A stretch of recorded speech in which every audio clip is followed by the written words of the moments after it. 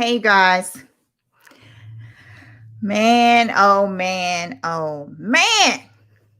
No intros, no formalities, no nothing, no countdown, no nothing. Man, we just about to get to it. Well, man, I have so much to say. We about to hang around here for Breezy will be on here shortly. He's trying to get to a spot in this pouring down rain in Chicago. Man, I just don't know. I'm gonna look at some of your guys' comments out here, see what people got to say here. Let's see what we got here. As you guys make your way in here, go ahead and smash that like if you would for us and everything. You got 12 penalties for 99 yards. Yes, that's true, Terradome. Yep, that's true. The penalties killed us. That's true. I am disgusted too. Yep. Very disgusted. 12 penalties for almost 100 yards. That is so bad. I know, Lord. I know. Goodness, Lake City. I'm pissed, but not as much as I thought I would be. Penalties killed us. Yeah. And they really did. Go ahead and smash that like button, you guys. Come to here. I know. It's such a horrible feeling.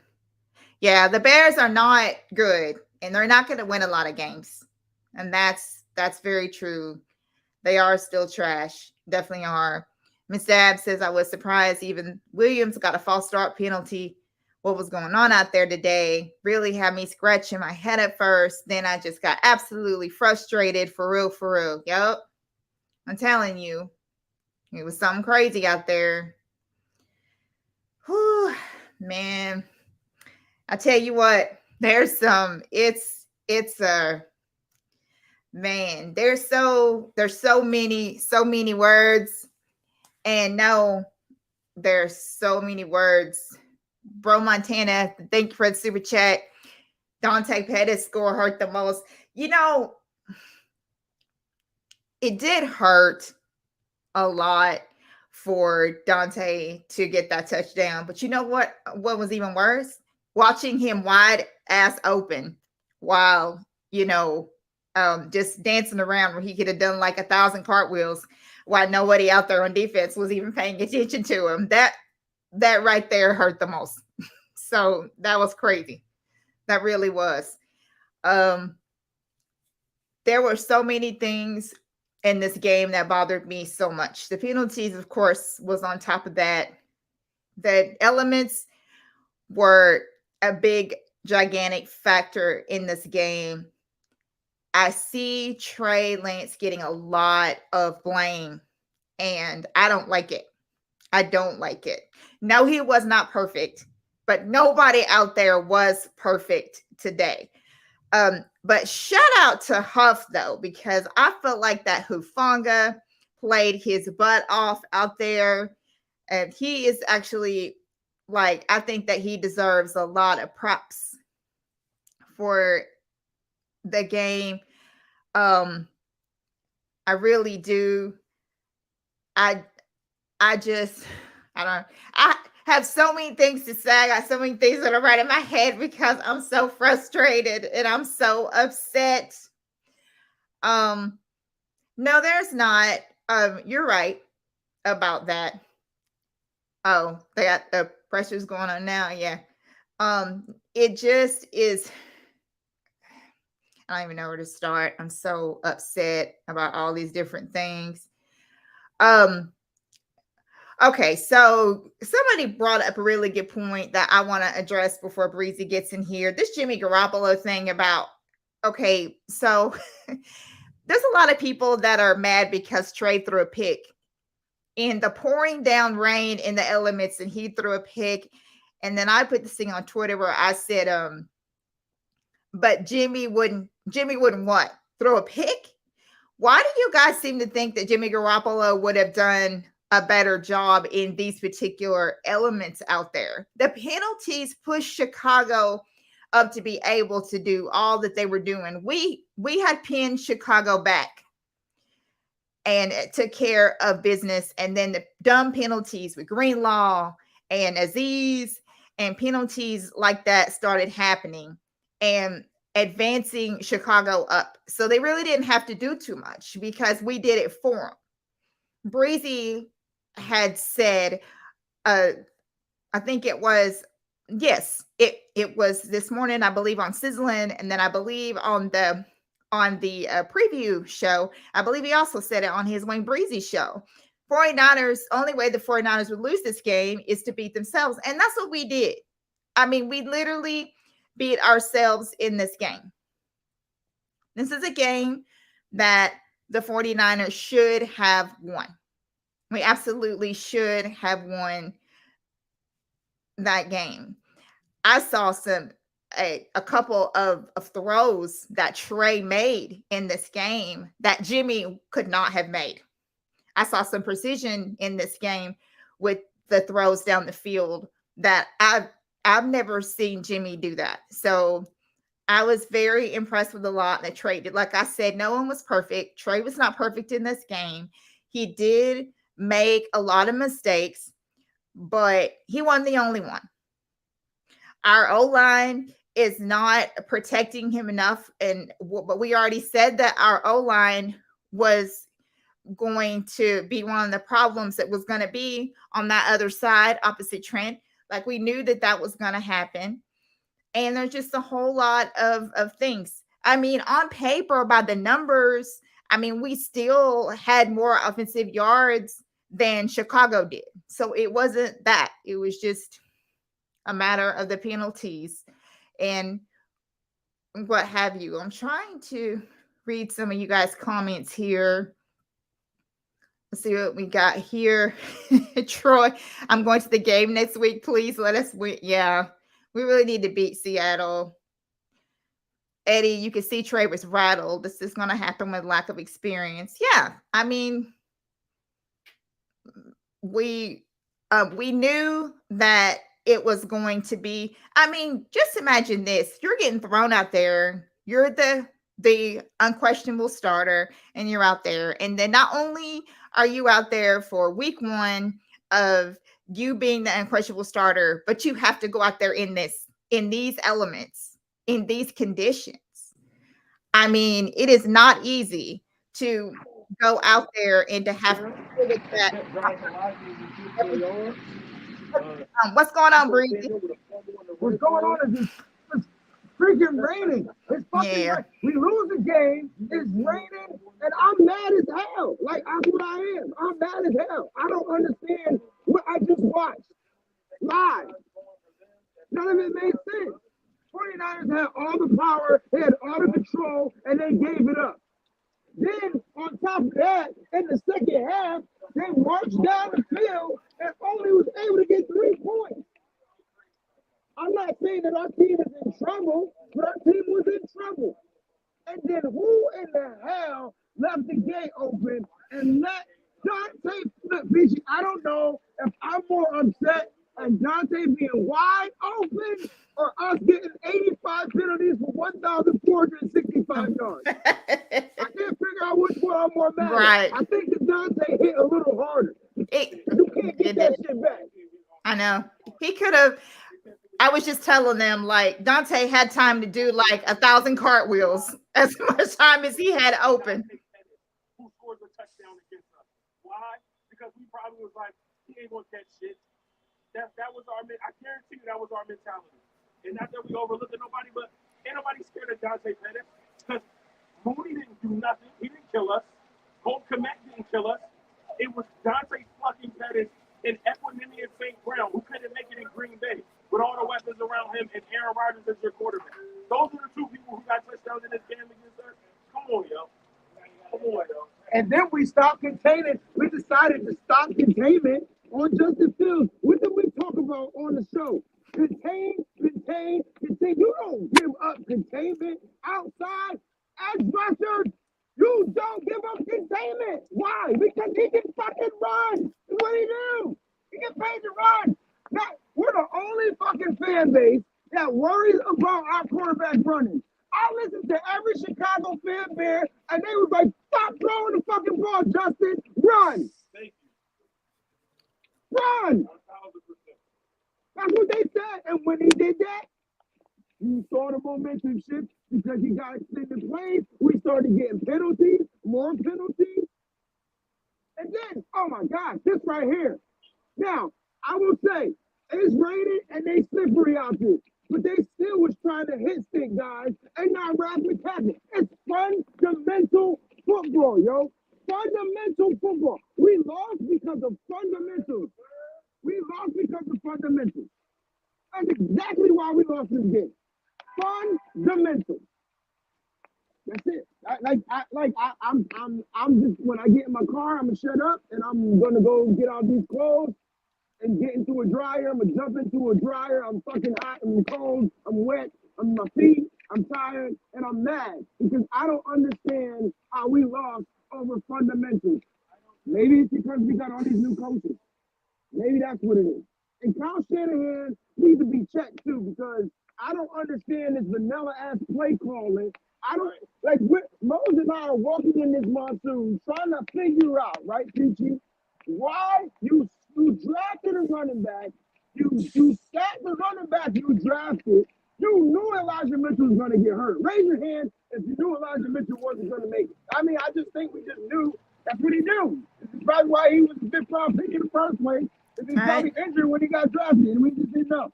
I'm just saying. On top of that, you dress Jordan Mason. He gets 0 touches. I sat here and was walking in, asked the Bears fan, hey, Bears fan, tell me, when Deebo Samuel comes in the game, what does that mean? Oh, he getting the ball. Now, if they know that, Right. and we know that, don't you think the Bears players and coaching staff knows that guy? I mean, I'm just asking the question. So, It is what it is. And people saying Jeff Wilson Jr. sucks. He don't suck. He ain't get the fucking rock. They ain't give it to him. And when they started giving it to him, it was too late. We were down by 10 points. We don't even want to talk about the offense. That's a whole other topic of discussion. How you get 3 false starts like simultaneously? One on Spencer, one on the I don't know who the other guy. And then Trent gets one too. I don't get it. Deebo was the best player on offense. Even with the fumble, that's bad. Mother freaking fumbled the ball and still was the best player. It is what it is, yo. It is what it is. Listen, I don't think, and I think most of this, the Bears aren't the better team. That's why I said to Mose, we should have won. He was like, not the way we played. I'm like, you're right. But we coming into this game, we should have won this game. We should have been more mentally prepared because we got out penalized easily. We got outwitted in our own game. And the Bears beat it. It is what it is. So, however y'all want to take that, it's what's up. But good news is the Rams lost. Good news is I expect the Cardinals to lose and then Seattle to lose. So we'll all be tied 0-1. only silver lining I can get from this. Yeah, it was crazy, just like we talked about on Sizzling when I was talking about the grips, how you had to make sure to the grip, because the tackling on the running backs is what pissed me off, probably more than anything, is the fact that David Montgomery, like you had said, you know, that you had to watch out for him and Khalil Herbert. There was no reason why that they should have been able to gain that many yards. Like they were just slipping all over the place. The grips were not as strong because they weren't, the tackling was suffering. And I just feel like that the tackling should have been better. So they definitely should have been wrapping and tackling better than that. There were times when the tackling was still weak, regardless of how wet it was. It still was. So the 49ers defense, like the linebackers, they definitely need to work on that also. As far as that goes, we had a contribution of Tommy Huxley. He said, at least Peachy is still beautiful, but we suck. No. Beautiful time, and you're right. The 49ers don't suck, bro. No. I think that's what's making me mostly frustrated. Yeah, They suck because we today, don't. but Right. overall, they really don't suck, bro. We did do a lot of good things today. We did. Like, we sucked Yeah. today. I agree with him. Yeah. But overall, we're not a bad team. No. We just couldn't figure out how to. We stopped doing fundamental stuff. We stopped doing the stuff that was working. They did nothing different. The only thing they did different was they let Justin Fields be Justin Fields. That's the only thing that was different, and we had zero answers for that. And when Peachy said, you said like we couldn't tackle and we weren't rapping, you're right. Because Khalil Herbert scored a touchdown. Listen, at that point, I said Moses, I said the defense is gas, bro. It's a wrap. Defense is gas. This was with like 6-7 minutes left. Defense was gas. Yep. It was. And what's so ironic about the defense being gas at that point, we were winning the time of possession by like 7 minutes. We had the ball longer than they did. Mm-hmm. Right? It don't make sense. So none of it adds up. And I think that's the part that's mostly frustrating, Peachy. Like it just doesn't add up. Peachy, do me a favor, because if I leave this stream, I'll probably end it. Send Mike the invite, because I forgot to send him the invite. I didn't get a chance to send him the invite. So just copy it and then just send it to him. However, whatever. Mike. But yeah, that's what it was. Yeah, like I'm just going through some of the comments. GSU for Life says, I just don't see how the wide receivers can't beat the corners. Yeah. Yeah. Yeah. I couldn't figure it out either. I couldn't figure out how they couldn't like you would think in the rain, the wide receivers always have the advantage. Because they know where they're going. They know where they're cutting. They know when they're moving. They know everything. Especially when Shavarius Ward got that was that a PI call? I'm calling him Shavarius. Mama named him Shavarius. I'm gonna call him Shavarius. He do something like big meanish. Like he got it. Penalties, y'all. Penalties. And here's the thing. I saw 49er fans at the stadium. They were saying stuff like, "Oh, your Bears, y'all not they ain't doing nothing. This penalty." You know what? It's part of the game. We gotta stop doing dumb. We gotta stop doing the stuff to beat ourselves, and that's what we did. And the coaches did zero adjusting. Zero adjusting. Right. All right, I sent it to him. Zero adjusting. Yeah. And you think year 5 adjustments would be made going into the half of 7-0. All right. And in the 49ers defense, they drove the ball down the field, got to the goal line. We got to talk about the red zone offense. And couldn't catch it. 1st and 5 and couldn't get a touchdown. How much? Question for y'all, everybody that's watching us tuned in right now. How much did we miss George Kittle in this game? Oh, we don't need Kittle. Kittle can sit out for the first 55 months. Right, exactly. We needed Kittle. We need it. Why we need Kittle? To help the runs on the edge. Why we need Kittle? To help protect the quarterback. Why we need Kittle? To score in the red zone. Thank you. And then whoever feels like Trey Lance had a bad game, if whoever felt like Trey Lance had a bad game, please give me a clear, concise argument to why or how he had a bad game. Because I don't get it. Did he miss some throws? Yep. Did he complete throws? Hell yeah. So did Justin Fields. They had an identical game. Yeah. We just lost. Fields right. had an identical game. And they only won because they had more turnovers than we did. Only reason. They won the turnover battle. And go look at tomorrow when we break down the statistical categories, we do the game stats and the team stats and stuff like that. Watch, you're going to see that the 49ers led in everything except for points. Yeah, that's what I was telling them before you got on here. That's what's weird about it because they were. Yeah. We let in everything except for points. Yep, except for points. Yep, that's exactly right. So, E-Man says that Mitchell looks like he has an MCL sprain. Right? Mitchell should just, I don't know, man. Like you. I mean, but I tried to tell people that, and you know Kyle that. Shanahan needs Peachy to pick a running back that's going to be durable. I don't give a fuck if it's a rookie and rock with it.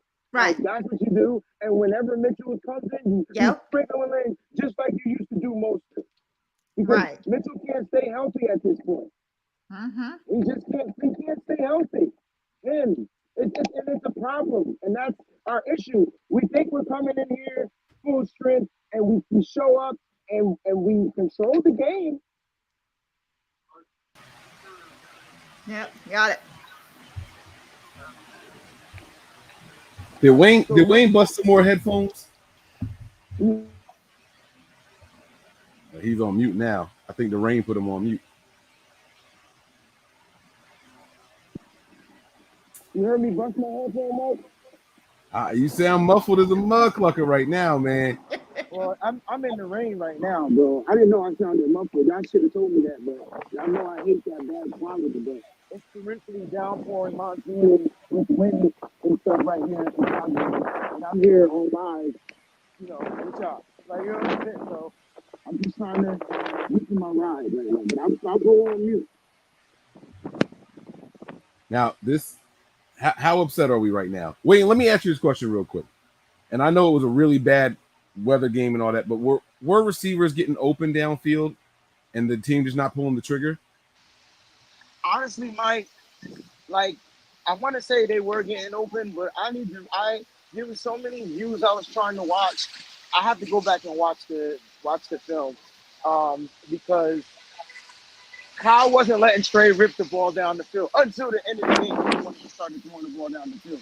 So I really don't know off the top of my head. But okay. Trey had pressure in his face the whole game, bro. So I don't even think he had time to get the ball down the field. Okay. 12 penalties is going to be hard to overcome for anybody. And, you know, despite the 19 points that we saw the team put up, they only allowed 204 yards total football here. Now, you factor in the 99 yards we had in penalties, it looks like a 300-yard game, right? So I guess it's going to be give and take with that. There was a lot of bad stuff that happened in this game, but there's also some positive take away from it. I don't want to come in and like hijack the room. What are we talking about now? Oh, wait. First of all, can I say something real quick? Since this is up on our screen right here, Marketing Pro, I know that you ain't coming in here trolling with the way that your quarterback played Thursday night. Is this a Rams fan? Yes. Oh man. Yeah. So I'm just trying to figure that out. Like you are also 0-1. So that's pretty interesting to me right there. But okay. Nah, for sure. You know, and like what was the Rams' excuse for how they looked in that game? Like we're out here in torrential downpour and X, Y, and Z. Right, exactly. Like y'all were at home, y'all were well prepared. Like what's y'all excuse? You know, so I'm gonna get all my venting out on this channel because I'm not doing an overreaction show on Nothing But Niners. Our YouTube has officially been blocked, so I don't know if it's coming back. I don't know what's going on. It's under review, so we'll have to wait and see what happens. But I got a lot of stuff. I'm just gonna go with the flow of whatever y'all got going on, and I'll respond accordingly. I don't want, like I said, not jumping in and taking over or anything. I want to get some stuff off of my chest too. The floor is yours. You can go ahead and say whatever you gotta say. You can go ahead and kick it off. We just kind of got started, so you're good. Oh, okay. All right. Yeah, so I mean, look, the Niners ideally did everything you want to do, but the penalties killed it. The penalties absolutely killed it. It kept drives alive for their offense. The second half, we completely vanished. You know what I mean? Like we had the field goal, that was it. Like we just did absolutely nothing. But you got to look at a couple of different things that did take place, right? We ran more plays than them. We put up more yards than them. We had the third down conversions were in our favor. The time of possession was in our favor. I mean, we outpassed them. We outrushed them. we did everything right except win the game. You know what I mean? And those damn penalties, you know, like I said, I want to come in here and pat these guys on the back for saying, you know, the defense, you held this team to only 204 yards.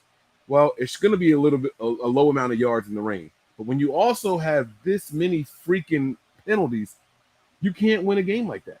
You can't. And you lost the turnover battle. We had 2 turnovers to their 1. So we also lost the turnover battle on the road. I mean, there's so many different places to go with this right now. Like I don't even know. We gave them 5 first downs from penalties. 5 first downs. You can't do that.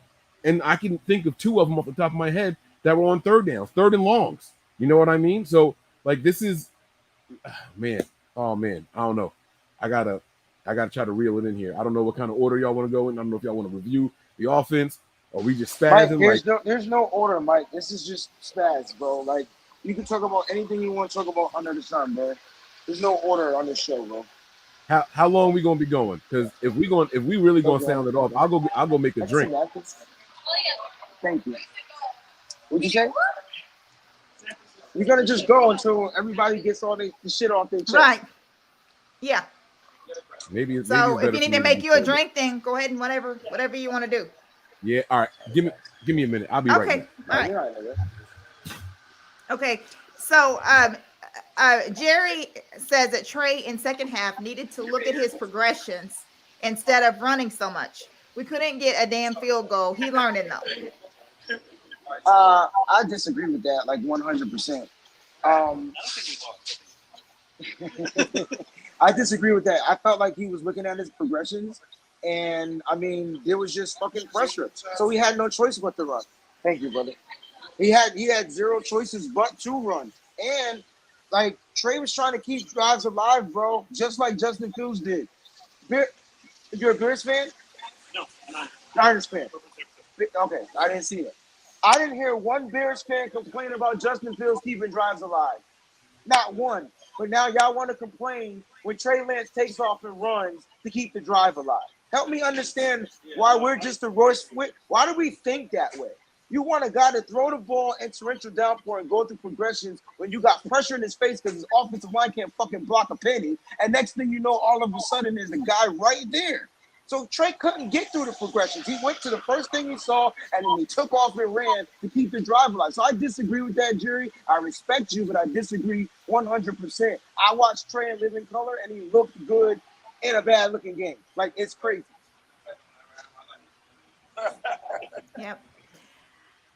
I have to agree with that. I actually saw Trey looking down the field a lot during this game. And I did see him trying to attempt to go through his progressions, but he was under a lot of pressure. And you also are talking about a complete monsoon downpour when he's trying to do this as well. So I'm not exactly sure about that, but I love you, Jerry. Of course, you know I do. I'm trying to think what else we got here. Yes, Chrissy, Trey was pressured too much. Coach Cruz, this was not on Trey at all. Yeah, it definitely wasn't. Miss Debbie says Trey had no time, no protection. He just ran to keep the drives alive. Yeah, he was definitely trying to. Terradome, how many plays did Fields make off broken containment? Yeah, I mean. Hey, man, we got some 49er fans. Y'all from the Bay Area? Yep. All right, man. I want you to give the people now. I'm gonna lean this way so they can hear you. All right, okay. So what am I saying? So you're gonna tell the people what you saw as a 49er fan and why you think we ended up losing this game. All right, this is what I saw. First of all, great support. We were well repped at that game. A lot of Niners fans. That was awesome. But we lost the game because of our offensive line. There was nothing that was happening. Lance had no time to do anything. He was taking the ball on his shoulders and he was trying. I'm not blaming Trey. I am blaming the O-line. And also at halftime, whatever adjustments were made, Bears made it better. We didn't make any good adjustments. So. We made 0. Thank you, brother. 18? We made 0 adjustments, guys. 0. And it was because we were winning. And the crazy thing is, we marched down the field. That's it, Paul. That's it. We stopped running the ball. We stopped running the ball. We had Jordan Mason Jeff Wilson, and you kept running with Debo. I'm confused.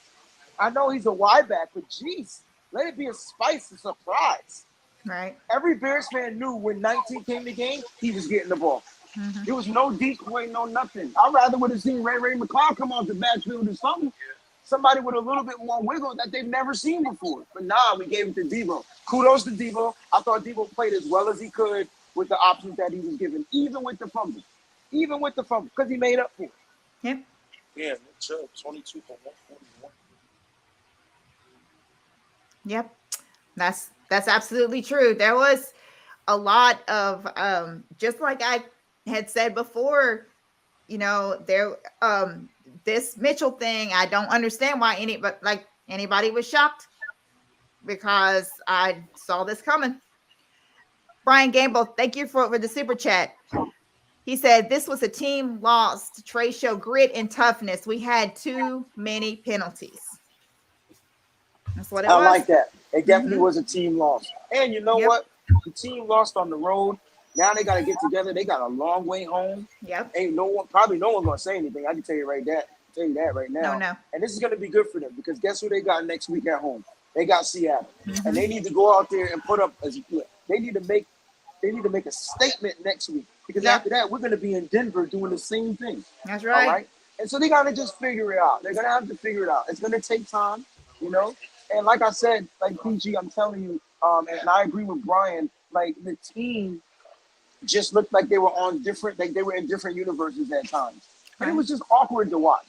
Some players made plays, others didn't, and it's just what it is. But the adjustments is what really killed us. And I think there was only one adjustment. The adjustment was to let Justin Fields play Justin Fields football. Like that's what it was. Justin Fields went out there and said, "Coach, you know what? Put this shit on me. I'll put this on my back. I'm gonna go out here and make a play." And that's what he did. Right. And he kept drives alive, and not one Bears fan complained about it. Next thing you know, Dante mother freaking Pettis is wide open, catching a touchdown. 55-yard touchdown to who? The cat man. Dante Pettis. I like cats. I have cats. Don't get it disrespected. He's just more of a cat. Shut up, Mike. He did it. He did it after his touchdown. He did it. That's his celebration. It's official. He licked his paws after the touchdown. You didn't? Oh yeah. Oh, see, yeah. Yeah, he bro. definitely did that. He did that joint. He really did. And you know that was a shot at Niner fans for teasing him for being the cat person. You know that's what that was. The revenge game, man. Uh-oh. I knocked Breezy out the show. Where'd he go? There he is. Because John called me on my phone. You know I'm not mad at Pettis for that. Can the police give us a ride? That would be dope. Shout out to Nick Donald super chat. Kyle said he wasn't putting Mason in unless Wilson went down. I mean, yeah, you're gonna have a running back that's gonna be active. That's not part of the game plan. You know, like that's what reserves are for. You know, we also had 6 or 7 offensive linemen active this game. That doesn't mean that all of them are gonna play, right? So you're gonna do the same thing. I will say this though, man. I gave the team props for running the ball in the first half. Everybody except Jeff Wilson Jr. was averaging over 6 yards a carry. And then we kind of just got away from I don't really know exactly how it fell apart. I got to go back and watch the game. I was busy juggling stuff on our stream, trying to keep the show going for the viewers. Hey, Mike, Mose just alerted me that we ran the ball 37 times for 176 yards. And we lost. That's our formula. The number was 35. We get to 35, we win this game. And that's what I said. On paper, statistically, we did everything right except win the game in those penalties, y'all. Like that's the craziest part of this whole thing. Like if it weren't for the penalties, if we could have just been a little bit more, I don't even know. Like I honestly thought we might shut the Bears out the way we were looking in the first half. Yeah. The defense was on fire. They looked like they rose to the occasion and everything. But you know what? Sometimes a little humble pie is exactly what a team needs to really get to pull themselves together. You know? And I think that this game is going to humble the 49ers. I think that they're just expecting an upgrade, the fans and all that. We have to be a little bit patient. You know what I'm saying? We're going to have to be patient. And hey, look, I'd rather this loss now. What you get? And later on, I'm when we think we got our momentum, when we think we hit our stride, a loss like this is warming me up. Right. Had it. Absolutely. Understand that. Can we get Uh, refills? thank you, Nick O'Donnell, for the super chat. Any changes on the O-line next week? I hope not. The offensive line wasn't terrible. I know what it looks like, right? But every single team is going to have some pressures. Some players are going to get through, right? As much as people hated on Mike McGlinchey, he had one bad snap the whole game. That one bad where the guy got around him and it resulted in a sack. But Or that's a bad snap, Mike. And I get it's what one. you're saying, but it doesn't matter. Like the context behind it was it killed the whole drive and it put your team down. You know what I'm No, saying? I think we got a first down after that. That was in the first half. I think we got a first down after that. I think you might be right though. You might be right. I gotta call Johnson. I'm gonna drop out this time. I'm gonna try to leave and not end it. So Please. I'm going to leave. Oh, Lord. I don't know how. Where's leave? Where's leave, Mo? It says leave studio at the bottom. Please Down don't in end the this corner, thing. the girls get naked. He ended it one time already. Sizzling Sunday this morning. He's still. Well, Peachy, you can remove him. You're hosting, right? So click his name and remove him, and then he can just hit the home screen. He can hit the home button on his phone. There you go. All right, I think he did it right this time. I don't think he left though. That's why it's still there. Okay, got you. So I just need to remove him. Yeah, just hit remove. It'll drop him down. Yeah. Don't ban Okay, him. got you. It'll drop him And down. then it'll. Oh, okay, cool. Yeah. All right. Yeah. All right. Now, honestly, Mhm. from start to finish, I was excited to see the new Trey Lance era. Mhm. Right? I still am excited. Trey Lance showed a lot of good things. He showed some bad things, and he looked like a person who hasn't played a lot of football. Right. We have these expectations. Well, if he could just do what Jimmy did. Well, let me tell you the truth. Being completely honest with you, he did just what Garoppolo would have done in the situation. So I don't necessarily blame the quarterback position. He's going to get better with time. He's going to definitely get better with time. Mhm. He went out there. He was patient in the pocket. He eluded some pressures. He had some nice runs up the middle. Yep. He did that head first dive, but he did that to make sure he got the first down. Even on the live stream, we were like, oh, he should have slid foot first. And I said, no, he shouldn't. He went foot first. They would have stopped it, and he would have been short of the first down. He did do the head first dive in there. He took some big hits, right? But he got up and didn't show any signs of being afraid. I like that about what I saw from Trey Lance. The scrambling ability, keeping plays alive, looking downfield. Even after he broke the pocket a couple of times, he's still looking downfield, making some checkdowns and stuff. You know, like he's showing you signs that he's a good decision by this team. Yep. But he's got to be groomed. You can't expect him to come in here today and look like a 5-year veteran or even a 2-year veteran. Right? I know this is the second year in the season, but this is his third game. This is his third game. Especially in these elements also. That's what they keep ignoring, Peachy. Tell them. I'm trying to get people to understand. Like, not only has this kid not had that many snaps in the NFL, but he had to do it in this torrential monsoon downpour. Yes. Like he had to do. Yep. I mean, you guys act like that Justin Fields was like way better than him, and actually he was not. He wasn't at all. There was nothing Justin Fields did better than Trey Lance. And I'm talking like I can give you stat for stat. Trey Lance was 13 of 28 for 164, right? You look at Justin Fields, 8 of 17 for 121. Justin Fields rushing, 11 attempts for 28 yards. Trey Lance rushing, 13 attempts for 54 yards. There was nothing that Justin Fields did better than Trey. And I'm an Ohio State guy. I wanted Justin Fields. Me This too. is not a knock on him. Me. This is not a knock on Justin Fields at all. But don't sit here and act like Trey Lance wasn't the better quarterback on the field today. He was the better quarterback for the whole game, bro. It's just that Justin Fields was able to make a play because somebody was wide open, and next thing you know, it was a touchdown. It just ignited the Bears. Yeah. And he was almost sacked on that play. And he was almost sacked on the play. Mm-hmm. Yeah, we had a couple of busts in the secondary, but the secondary also showed some promising things, right? I know what I needed to ask you because on TV you saw a different angle, right? So who blew that coverage? That's the question. Which The safety one blew to that coverage? Pettis? Yes, that's a safety. Which one blew the coverage? You know what? I think I want to say it was Huff. And I know we giving Huff his props and his shine, but my only issue with Huff is coverage deep. Yeah. My only issue is deep coverage. Can he play in the box and cover? Absolutely. Got to pick out of it. But somehow somebody gave that up, and it might have been. And he was cooking. Well, no. So, all right, wait. That's not exactly fair. It's not exactly fair. It was a scramble play at that point. We got to remember that. But somebody still needs to be on that side of the field. Scramble or not, you change the direction. There was nobody, Mike, on that side of the field. I don't care who it was. Somebody messed up that coverage. You can't sit there and say that's not fair. If I'm thinking it's tough, I'm not blaming him. Somebody wasn't on that side of the field. He was wide open. I gotta rewatch the play. I'm looking at the play now. Thank you. Because live, I couldn't really tell. My eyes was one way. I had another eye going the other way. Y'all thought I was Biggie. So they're saying that it was Womack. It was Womack. So Womack did that twice then. So if Womack did that once, if it was Womack, he did it on that play, which gave up the touchdown. But was Pettis the guy in the slot? No, Pettis is lined up outside, and it looks like they're playing zone because they're passing him through the zones. Okay, so who left the zone? Greenlaw. Greenlaw was should not have been. So what happened was in that zone. Don't put that on Greenlaw, bro. Listen to me. You asked me. I'm telling you what I'm looking at. I'm not the expert. I don't know. I'm telling you what I see.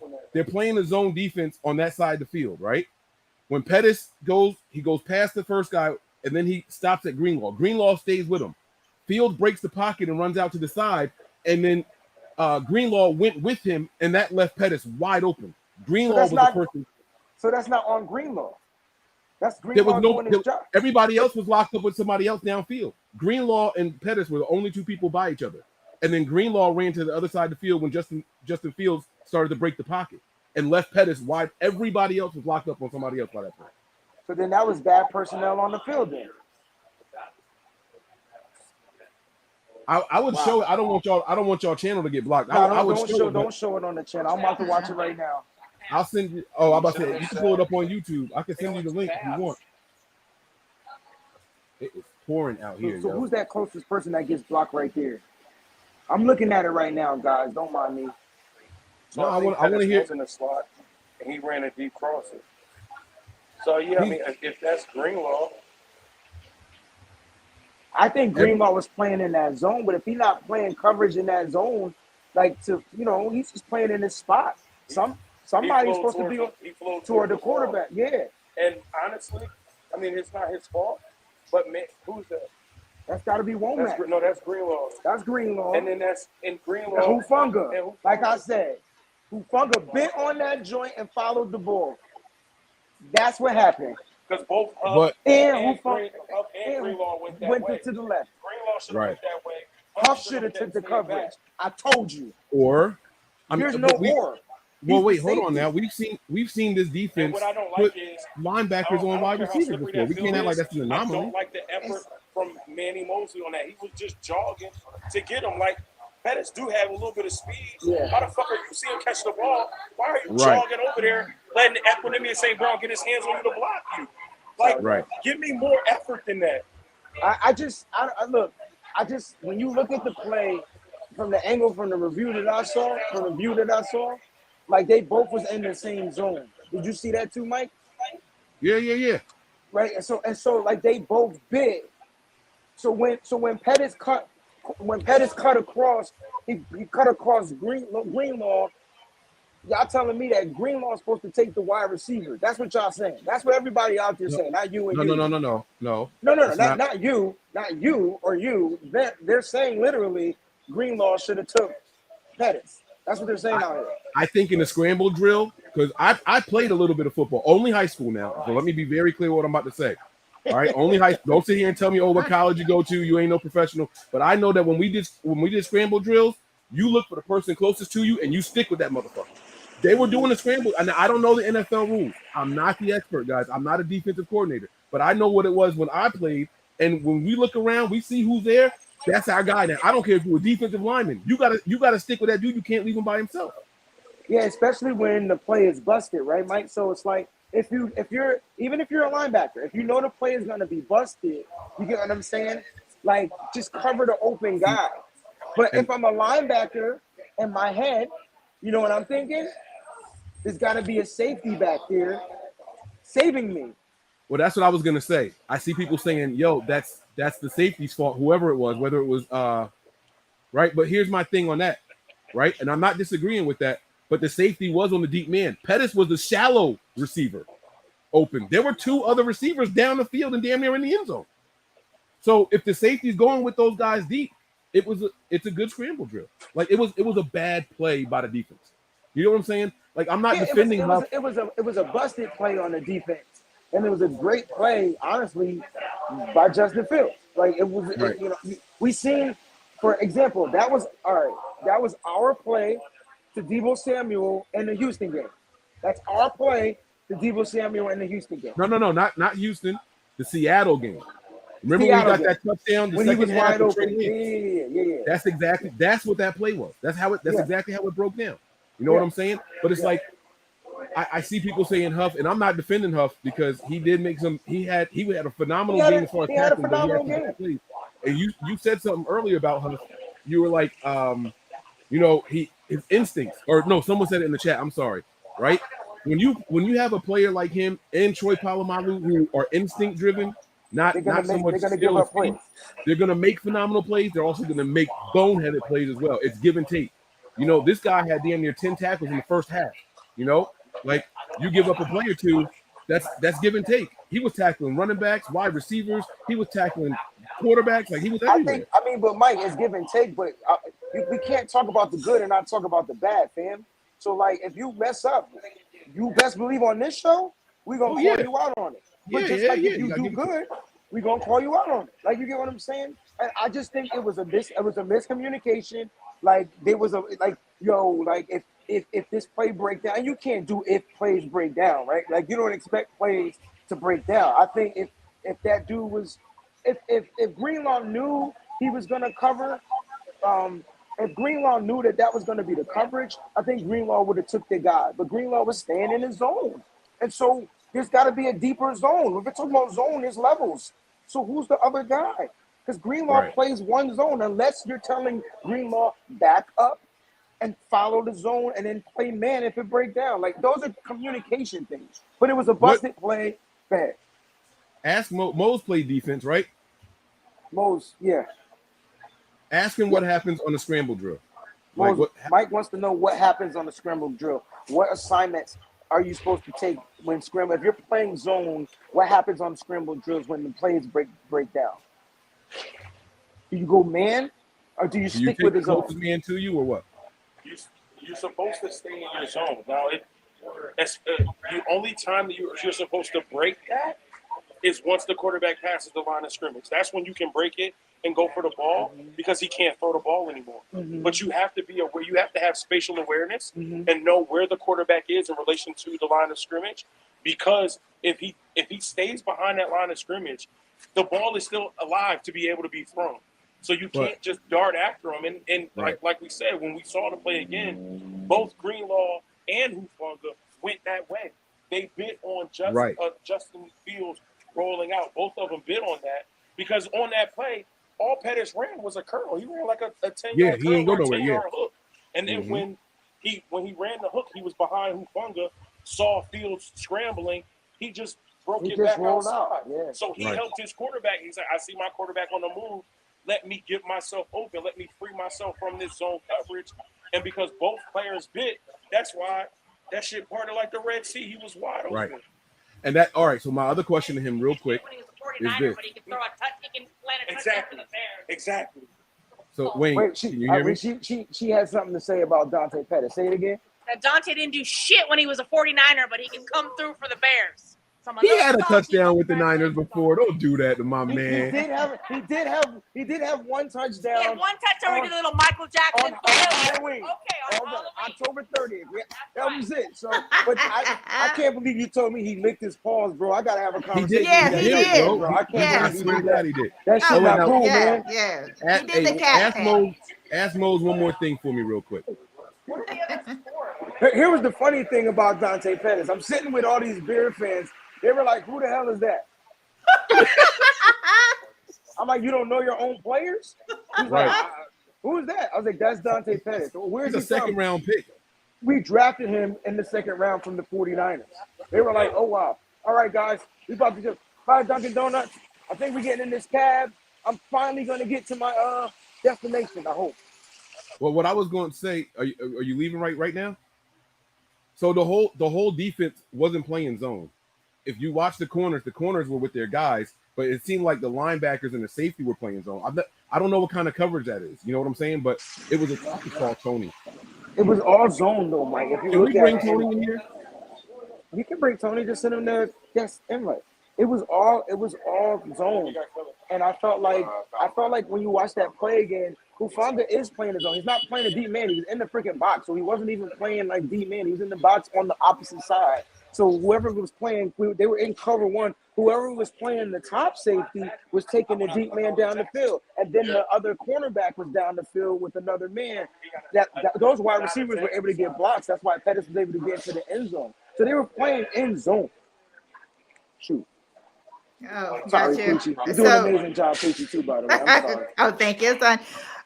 We have some super chats that we need to get to. We got CJ Crucial. Thank you for super chat. Huff played amazingly. Instinct speed greater than 40 speed. I like that. Absolutely. I agree. He definitely played amazingly. We're not taking anything away from his amazing play. We're Right. just trying to figure out what was his assignment when that play broke down. And I think that's what we're trying to figure out, because it looked like him and Greenlaw were in the same zone. That's my point. So if Greenlaw was deep enough playing his right zone, then Huff wasn't deep enough playing his right. So we're trying to figure that out. But it's all good, you know. Yeah. It's just the Pettis touchdown. They still losing after they scored that touchdown, but the momentum did start to shift. Yeah, they did. And then Jaguar 56 at Breezy. Too many dumb penalties at critical times and bad communication with our defense. Trey did okay, but our O-line didn't give him enough time. Yeah, I know Mike was talking that the O-line wasn't that bad. I mean, overall they weren't, but Trey just didn't have, and I'm not saying he's going to ever get this, and this is an adjustment that Trey Lance is going to have to make once that he knows, yo, it's real for real, right? So he's going to have to make some adjustments to kind of help his O-line out. They didn't have the best great pass rushers, and they only had one sack. That was on the Mike McGlinchey. So it's not like they were getting sacks on him, but they were getting pressures on him, Right. and that was an issue for Trey Lance. And he was just, there they go. So Croc in the building, y'all. What's going on, Croc? Yo, man, listen, Croc, they want to know how we lose this damn game, bro. Man, but just very sloppy, hella undisciplined. And they didn't play good complimentary football for, their young quarterback. And everybody say 49ers got the best roster, they got the best this, the best that. And when they needed that, especially for a young guy, you know what I'm saying, they didn't have that. So, that's tough. That's tough, man. Croc said they didn't have his back.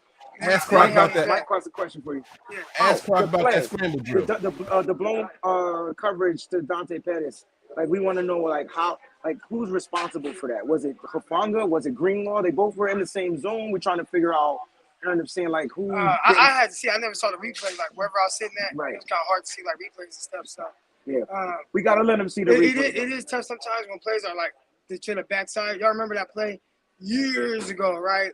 Kaepernick roll all the way left. He run around, then he throws it all the way back to Frank Gore. Frank Gore wide open. Sometimes, when plays are, things are to the backside, and it's not designed for that, you end up having some type of blown assignment. So somebody didn't attach. But, yeah. So, it is, man. Croc, man. Good to see you, bro. We got to get up and get some food tonight, yo. All right, man. There it is, yo. That's what it is, yo. It was like you said, Mike, for the jump, broken down play. If the play breakdown, they were trying to keep stuff in front of him. I just think Greenlaw, that was his responsibility. I really do think Greenlaw thought somebody was over the top, bro. Because usually Greenlaw plays depth and coverage, man. We've seen him. He gets interceptions. He plays depth and coverage. And this time, I think he thought he had the help over the top. And that's it. So we have another super chat for Breezy. Ridwan, thank you for the super chat. Wayne, how bad was the weather? So the weather was in levels, right? So before the game, torrential downpour. It was super soaking wet. And then during the game, it rained a little bit, and then all of a sudden it stopped. Like we were like, yes, right? And that would have been the time Kyle should have let Trey Lance air that hole out. Nope, not Kyle Shanahan. That's not what he did. Then it started downpouring again around halftime. And then the moment the Bears got the ball back, the rain let up again. And then in that fourth quarter with 6 minutes and 7 minutes left, here came the rain. And the next thing you know, we couldn't really get anything moving. So it's just raining. It's raining right now as we speak. And I'm walking in puddles inside of my Nike Pegasuses right now. I feel like I'm walking in puddles. Tell me the football gods weren't on the Bears side in this game. Our last two critical drives, it was like the skies open and just exactly. It just was came like, you couldn't even see nothing. It rained so hard when we needed it to not rain the most, bro. I've never like that fourth down play to Kyle Juszczyk. You see how the ball came out of my man's hand? Way too much. The bitch. This guy right here drank way too much. Should we get him on camera? See him in the back? No, he got a bag on his head, bro. Can he breathe? No. Oh Lord. He had too much to drink, yo. That's too many Modelo's. Shout out Super Chat. Thank you, Throwback. I'm not mad for the today L. Yes, it sucks to L, but it's Trey Lance's third game. Still a rookie who needs time to develop. Don't care what the haters say.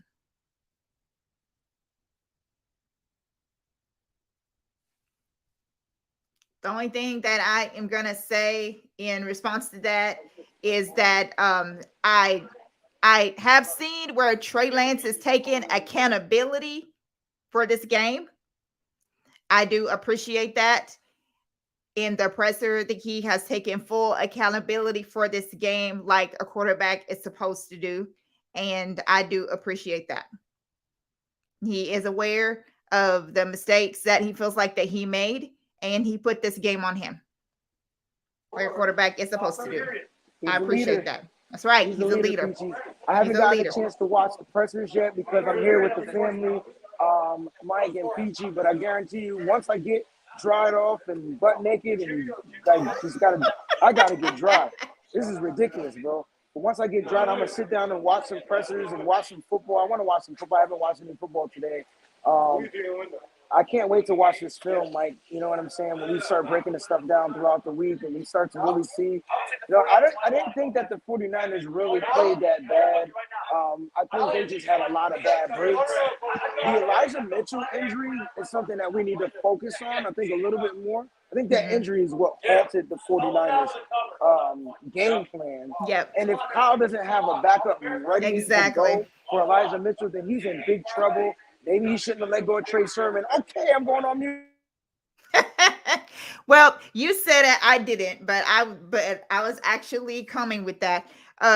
Jaguar 56, thank you for the super cat. Both teams played in the rain, part of Trey's growth. And then we have Joy Realist. You don't have anything to say, or Jay Realist, sorry. You don't have anything to say, but thank you for the super chat. His next comment right there. Oh, 530. Yeah, that's what he wanted to say. There it is. It was Ward zone. He was carried out off his zone by the inside receiver. Oh, okay. Oh, Travarius Ward. Oh, okay. All right. Now, I said this on the 49ers Hive show I did with Zach and Matt, that if we lost this game, honestly, I wouldn't be surprised. I picked the Niners to win because we're a better team. But I told them, you know, with this new offensive line, Mike McGlinchey having his first game back after a serious injury, Trey Lance getting his first start as the starter and all that stuff. We have a whole new secondary playing together for the first time. I said, literally, if there's a game that when all things are going to go wrong and it happens here, we could end up losing this game. So I did tell them that. I still picked the Niners to win because we are the better team. Let's make no mistake about that, right? But you can kind of see it happen. I got some messages from, I'm not going to say who it was, but he's telling me, oh man, this team is trash. Like, it's going to be a long season. We're not going to do well. Bro, it's one game. Relax, bro. Relax. And I hate to be on my Aaron Rodgers shit, right? But this is not ideal football for any team. You know what I'm saying? Think about this. The team that won had 200 yards of offense. Yep. And they won by 2 scores. They won by 2 scores, and they won by 2 scores. It's a fluke, guys. It's because the favor just went in their way. You know, sometimes you just have favor. Sometimes you play really good football on both sides, and sometimes you just get lucky and the stuff goes your way. And I felt like that's kind of how it went for the Bears. They came out on top. I ain't mad at them. It is what it James is. James Anderson and GSU for life. Like they said it. Yeah, you did say that. Like I'm not just saying it to make it up. Like this was gonna be a game that if there was one that we're gonna lose It was on this one. on a whim, it was definitely gonna be this one. I can't even comfortably say Kyle got out coached. We can't, man. No. I'm not saying he got out coached. No. But Easy Tino with Super Chat just said that. Yeah. Kyle no, but got out coached again. This L I don't think he got out coached. But I will say there was still some suspect. Damn, Patrick Mahomes is throwing touchdowns left and right. Oh, good. My fantasy quarterback. Yes. I won't say he got out coached, but there were some Nice. questionable calls that I thought Kyle would have been a little bit more aggressive on, if that makes any sense. And so, like, I'm not saying he got out coached, but Kyle got to stay aggressive. This is a different type of football. That methodical football, that shit don't work no more, yo. Right. Guys are being aggressive. Coaches are being aggressive. Coaches are taking risks and chances. And Kyle's clock started. So Kyle better start taking more risks and chances. And if you lose and taking risks, I respect that so much more than you losing the game that you thought you had a methodical plan. And if you did everything right, it would have ended up on the win. So, okay. So I have a question for the both of you. Do you think that this offense missed Mike McDaniel? No. Okay. No, I don't think they miss Mike McDaniel. I think they miss George Kittle, though. I do think they miss Kittle's energy. Kittle probably would have had those guys fired up in the rain, and they just didn't have that guy. Okay. Like, just the energy. You know what I'm saying? Mike, you know how sometimes I just bring this certain type of energy wherever I go? That's Kittle on the whole 49ers football team. He's that energy. And I think missing that, him not being out there with those guys sliding around, doing this type of stuff, I think that I see what Kyle did with the captain thing. I think that piece of the captain, that formula was missing, and Kittle got to get healthy and get his ass on the football field, yo, because I think his energy is needed. I think more than Kittle, Jimmy Ward. If Jimmy Ward was there, those busted coverages and all that stuff, that gets neutralized. Right. That gets I neutralized. I agree with that, but as far as the offensive side, like the offense had zero flow. And sometimes you just need to get the ball to that energy guy, that energon Cuban, like a George Kittle, just to get you the flow. Even if it's for 2-3 yards, he's gonna first down. Like, I'm kidding, you didn't even get the first down, but it's a first down. Like, you know what I'm saying? Like, it's just a different type of energy, yo. And that's why I felt like he's needed and he's worth every penny that he earns or whatever. But I just think Kittle missing didn't help this offense. And we say this all the time, like, usually when a quarterback is young and they're struggling, who's their best friend? The tight end. It's usually the tight end. Ross Dwelly, he was garbage. He didn't get many looks. Charlie Warren got many. Tyler Kroft missed a wide open pass, and he has no wheels to catch a pass. But George Kittle would have caught that pass. You understand what I'm saying? The ball was floated out. But George Kittle wouldn't have been that wide open, though. Then George Kittle wouldn't have been that wide open. So you're right, Mike. Because they would have followed George Kittle. You on the show because I hate you being right. Make you right. I'm just saying that I'm not saying that Kittle can't get open like that. They would have followed Kittle. You get what I'm saying? Kittle is somebody that a defense is going to key on, so they wouldn't have allowed Kittle to get open the way that Kroft did. But can I rebut with that? Good, because if Kittle is doubled, somebody's not. Now that means Trey Lance has a wide open target or a man-to-man target one-on-one to where he can hit. You know what I'm saying? And so, yeah, that's what it was. Daniel Kelly, get the fuck out of here, bro. Like, there's nothing that Trey Lance did that was wrong. Like, no one's blaming. Please miss me with that. Jimmy Garoppolo would have lost this game by 30. That's that guy. That's him. And I just cursed him out. So if you try to block me from my show, I'll have you erased. Bye. Jesus Christ. Yeah, and there would have been and Trey Lance got sacked one time. If Jimmy had been out there, he could have been sacked a lot. Oh, sorry. Twice. I forgot about the one at the goal line. Jimmy Garoppolo would have been sacked at least 5 times in this game. And I also want to bring up something while you guys want to talk about how horrific Trey was. Joe Burrow had 4 INTs today, with one of them being a pick six. Mm-hmm.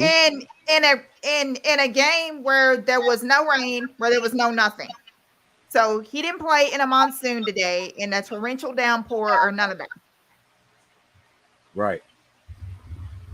So there were some quarterbacks out there that had some pretty bad games. Absolutely. 100%. So I'm really trying to figure out why you guys are sitting there trying to say that Trey Lance is awful, because he threw a pick in a torrential downpour, a monsoon, basically. I mean, even us that watched it on TV, when you're watching on the TV, could see the rain. So all the people that are there that are actually involved in it, like Breezy and Moles and everybody else that was watching it there, saw how bad the rain was coming down and how horrible it was out there for these players. And he did. And Justin Fields also threw a pick. So I mean, right. I'm not Right. exactly sure what you guys are I want to talking give about. kudos to both of those young quarterbacks for defying their bad offensive line play. Mm-hmm. Both of those offensive Yep. lines, not like both of those offensive lines didn't do their quarterbacks any favor. And both of those young quarterbacks maneuvered around behind the line of scrimmage, kept their eyes downfield. Mm-hmm. Those quarterbacks, for given the conditions that they were playing in, they did okay. They did okay. Trey Lance did better. That guy Kelly is a fucking joke. So I'm not like that. It's never that. I'm not worried about that dude. You know what I'm saying? Like, people saying Mike McGlinchey, fuck Mike McGlinchey. Why? It was just what? one play, Mike. It was one play. Mike McGlinchey says it. He said it best. He said, "Yo, like whenever an offensive lineman plays football, like, you don't really get to see when they do well, but it's always when they like do something really bad. Well, Mike McGlinchey does things that are really bad. Like, and it's like he's not a bad football player. He just, when he has a bad play, it's always at the worst time, like the worst Kind of time. like And I Trent think Williams false start, right? at that moment, that was terrible.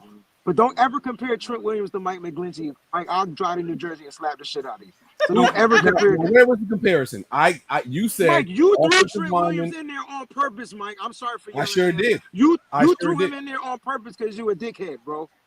Why I gotta be? Listen, bro. You cannot tell me that Mike McGlinchey didn't play as good of a game as Trent Williams did.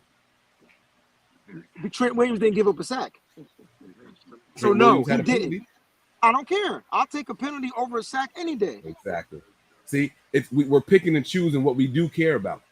Both of those men Mike, played well today. I Both of didn't those say men that they played didn't well both. today. I didn't say that they both didn't play well. I said Trent played better. He got a sack at the end of the game because his ass was on the field for 90 minutes because the offense just had to be out there every single second and couldn't do nothing. So eventually, you knew he was going to get called for a false start. So that was fate. He had to start early. I'm going on mute. I didn't know people could hear me. My bad. I thought you had me in the ears, bro. I heard somebody laughing. My bad, bro. I didn't know that nobody else could hear me. I'm sorry. We got a couple of super chats we need to get to. Jaguar 56, thank you for yours. We lost opportunity to score a touchdown instead of field goal. Yes, when we were down the goal line, I was really hoping also that we were going to put it in the end zone. Like, I really thought that we were going to, but the play calling that Kyle had down there was atrocious. I don't know what he was doing down there. That was some crazy ass play calling that Kyle had down there. That's why I said, to go along with Peachy's comment, Mike. That's why I said. That's why I question Kyle at times. I don't want to question our head coach, but the runs and then the throw, like it just didn't make sense. You're on the 2-yard line. Rex Grossman would have ran the ball in and got a touchdown right there, bro. Any quarterback could have got where was the bootleg? Where was the Green Bay play? Where was anything that Trey Lance could have utilized his other unique set of skills to get the ball in the end zone? Why are you running him up the gut? You know what would have been perfect down there at the goal line? He did it earlier in the game. I thought we were going to see it. There was this play where it was a triple. Mike, you know guys I love you, bro. just spent too much time together. I just think but Mike pisses me off 90% of the time, though. But that 10% Hey, Wayne, is the what's your greatest blood type, 10%. bro? What's your blood type? Are we supposed to know our blood types? Because I don't know my blood Oh type. shit. I donate, so that's why I was at. Okay, never mind. It's I cool. donate too on my card, but I don't say. I mean, Oh goodness. Pterodome, thank you for the super chat. When was the last time we had a quarterback that converted a 3rd and 13 with his legs? Talk your Pterodome, shit, they T. don't want to talk about. No, they don't want to talk What about happened? that. Talk your shit, T. That's what I'm Right. talking about. Yes.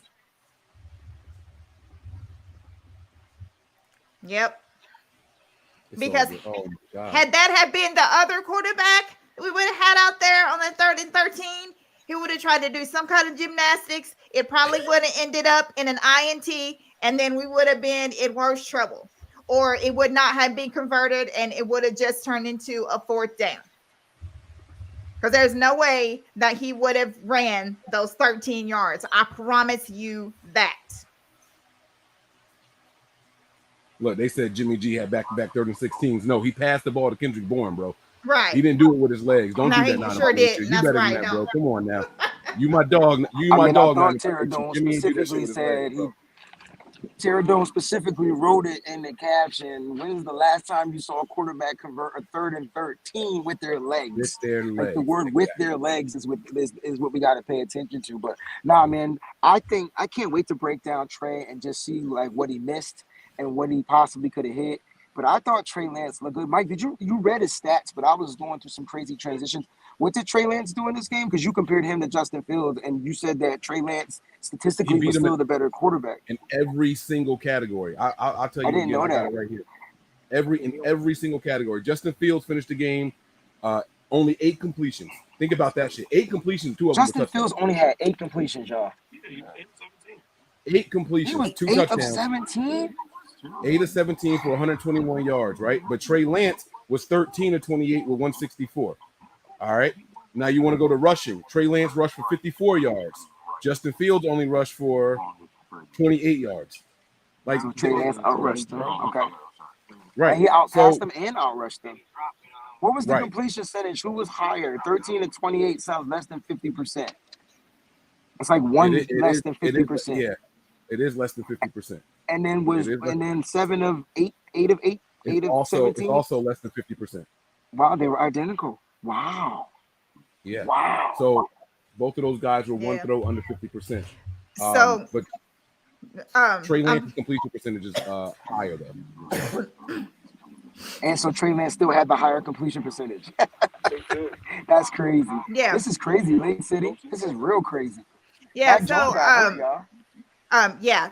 Lake City. So Mac Jones' back is messed up really, really bad. They said he has a serious back injury. Serious back injury, y'all. Mm-hmm. Ring, ring, ring. Exactly. That's what I got said. somebody for your ass. Don't understand. We got a fresh ass quarterback that wears the number 10. He eats Subway. He looks like, there's a Subway with right the across the street. No cap. and coaching staff. Billy wanted him. Let's He go. was there. Bill Belichick, come get Jimmy so we can just really move on from what we need to move on. Jaguayo 56, thank you for the super chat. I hope team learns from the loss. Let's go. Aziz and Green beat the Seahawks. Yep. Hey, I can tell you this. We're going to beat the shit out the Seahawks. Oh, yeah. I can tell you this. We win in that game by 3 scores. And something else that I said on the 49ers Hive channel, I said that we weren't going to cover the 6.5 spread even if we won this game. Kyle don't have that killer instinct. Even if we're up in the game or whatever, Kyle's not doing that. He wants to do as little as possible to get out of there as healthy as possible. Reach him, Mike. So we weren't going to do that. We weren't going to do that 6.5 point spread. Not in this weather. We weren't. Not in this weather. We weren't. So it's Kyle's going to be. He's going to go out there and play to his guy's strength this next game. And we cannot discount the weather. Both teams were terrible today. Both teams were really, really bad today. We tightened up on those penalties. Special teams was phenomenal, in my opinion, today. I saw one bad special teams play the whole game. The rain was just nuts. It seemed like every time we had. Is that the ball Ray dropped and picked back up? Yeah. But special teams was on point. Special teams was on point today. You know what I'm saying? Now it could be because we were going against Hightower. You know what I'm saying? We know what he brings to the game. It could be because we were going against Hightower. You know, but look, That's what pisses me off the most, right? Because Dante Pettis did the dumbest shit in the world. But then we can't even laugh at the motherfucker because he redeemed himself by catching a touchdown pass. I'm crossing a big ass street on the phone talking like an idiot. yeah, be careful, man. Don't get hit. And yes, we got to talk about another player, man. Dre Greenlaw. We got to talk about Dre Greenlaw, y'all. I think if he continues to play like this, it's going to be clear which linebacker the Niners are going to keep and which one they're going to let go. Right? Now, Mike, what do you mean, Mike? Because both of them did dumb shit. The only linebacker that didn't do anything dumb was Fred Warner. Why? Because he's just not dumb. But I watched Al-Shaair get two penalties by hitting the quarterback that had already slid. Now, it didn't look like it was bad, but they're going to call it every single time. that was a ticky-tack penalty, and you know. It doesn't matter, yo. You can't do that. You know that, especially when they already called the one where, was that on Greenlaw where he slid out of bounds? Is that the Greenlaw one? That was the out of bounds. No. That was Aziz that landed on top of the quarterback. The one that when he slid out of bounds. There was another one that got called because he slid out of bounds. I don't remember that. It was earlier in the game. All right, I'm gonna get to my car so I can. Mike, you remember the one that we were talking about on the stream when Field slid out of bounds, and we were debating that one. The one about I first I thought his elbow hit his helmet. Yes, I thought that was Shaair. That was Greenlaw too. Don't tell me that was Greenlaw also that did that. I thought that was Aziz that did that. I thought Greenlaw did that one, and then Aziz did the other one. Oh shit! If that was Greenlaw, then he played even worse than I thought. But I'm not mad at that penalty because he landed on him, like pursuing him, trying to get him out of bounds. Not for nothing. There was nothing he could do to stop himself in that kind of with the field being the way it was. Like, you're pursuing a player who's fast as shit, who can run. Mm-hmm. Like, if you chase him to the sideline, making sure he go out instead of cutting up the field, you're gonna make contact with him out of bounds. You know what I'm saying? I don't think in my entire 30 years of watching football, 30 plus years of watching football, I've ever saw a quarterback baseball slide out of bounds, bro. I've never seen that in my life, yo. And that's what got the penalty. I'm gonna be honest. Like, if he would have hit him, it wouldn't have been a penalty. But the fact that he slid is what drew that penalty. Go ahead, Mike. Who's the one he ran towards a player and slid in the middle of the field, and that drew a flag? Who did that?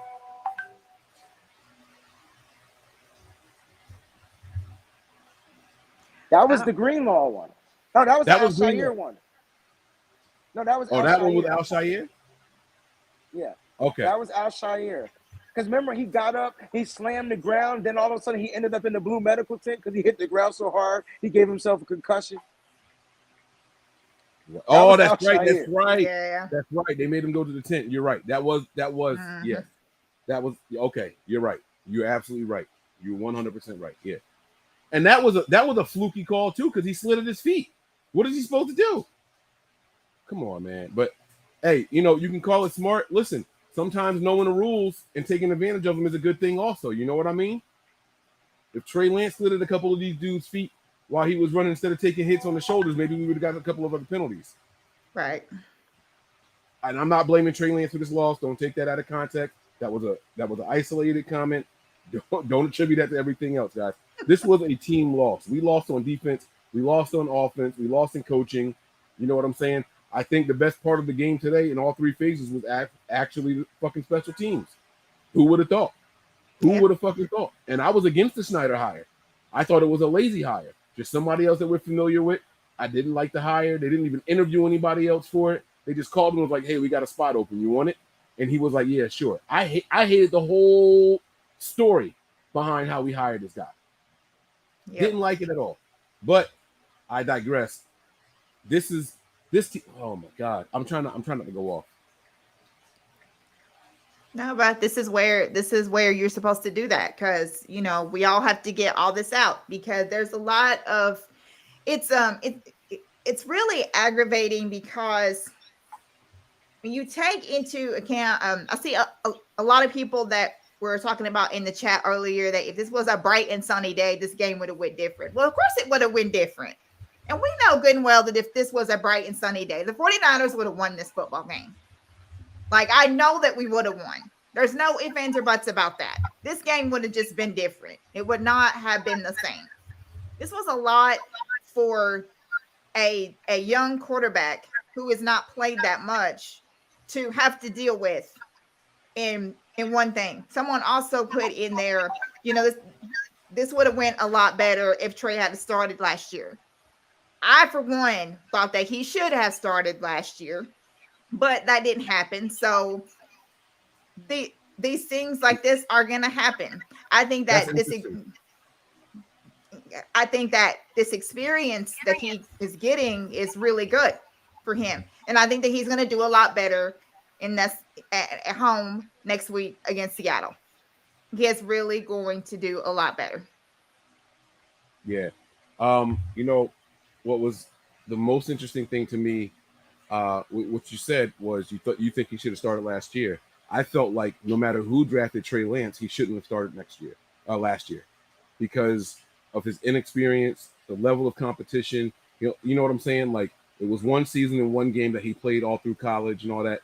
I just felt like he would have benefited more from learning the system and going out there. You know what I'm saying? And it's interesting. There was a couple preseason games. Trey Lance didn't have like play calls on his wrist, but in this game he did have them on his wrist. Mm-hmm. I thought that was something interesting too. I know, it has nothing to do with the wins and losses, but it tells me that Kyle had a couple of other plays dialed up that maybe they weren't 100% familiar with. You have to come up with a game plan for your team, and then you have to come up with a game plan for your team against the opponent and the weather. It's not an excuse.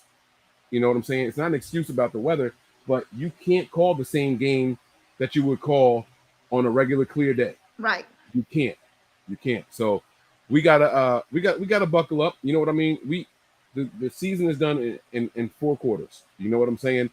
First 4 games, I still expect us to emerge from this either 2-2 or 3-1.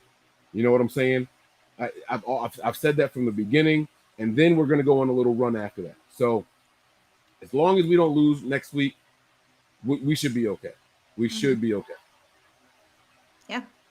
I mean, I just think about last year where we were like, what, 3-5?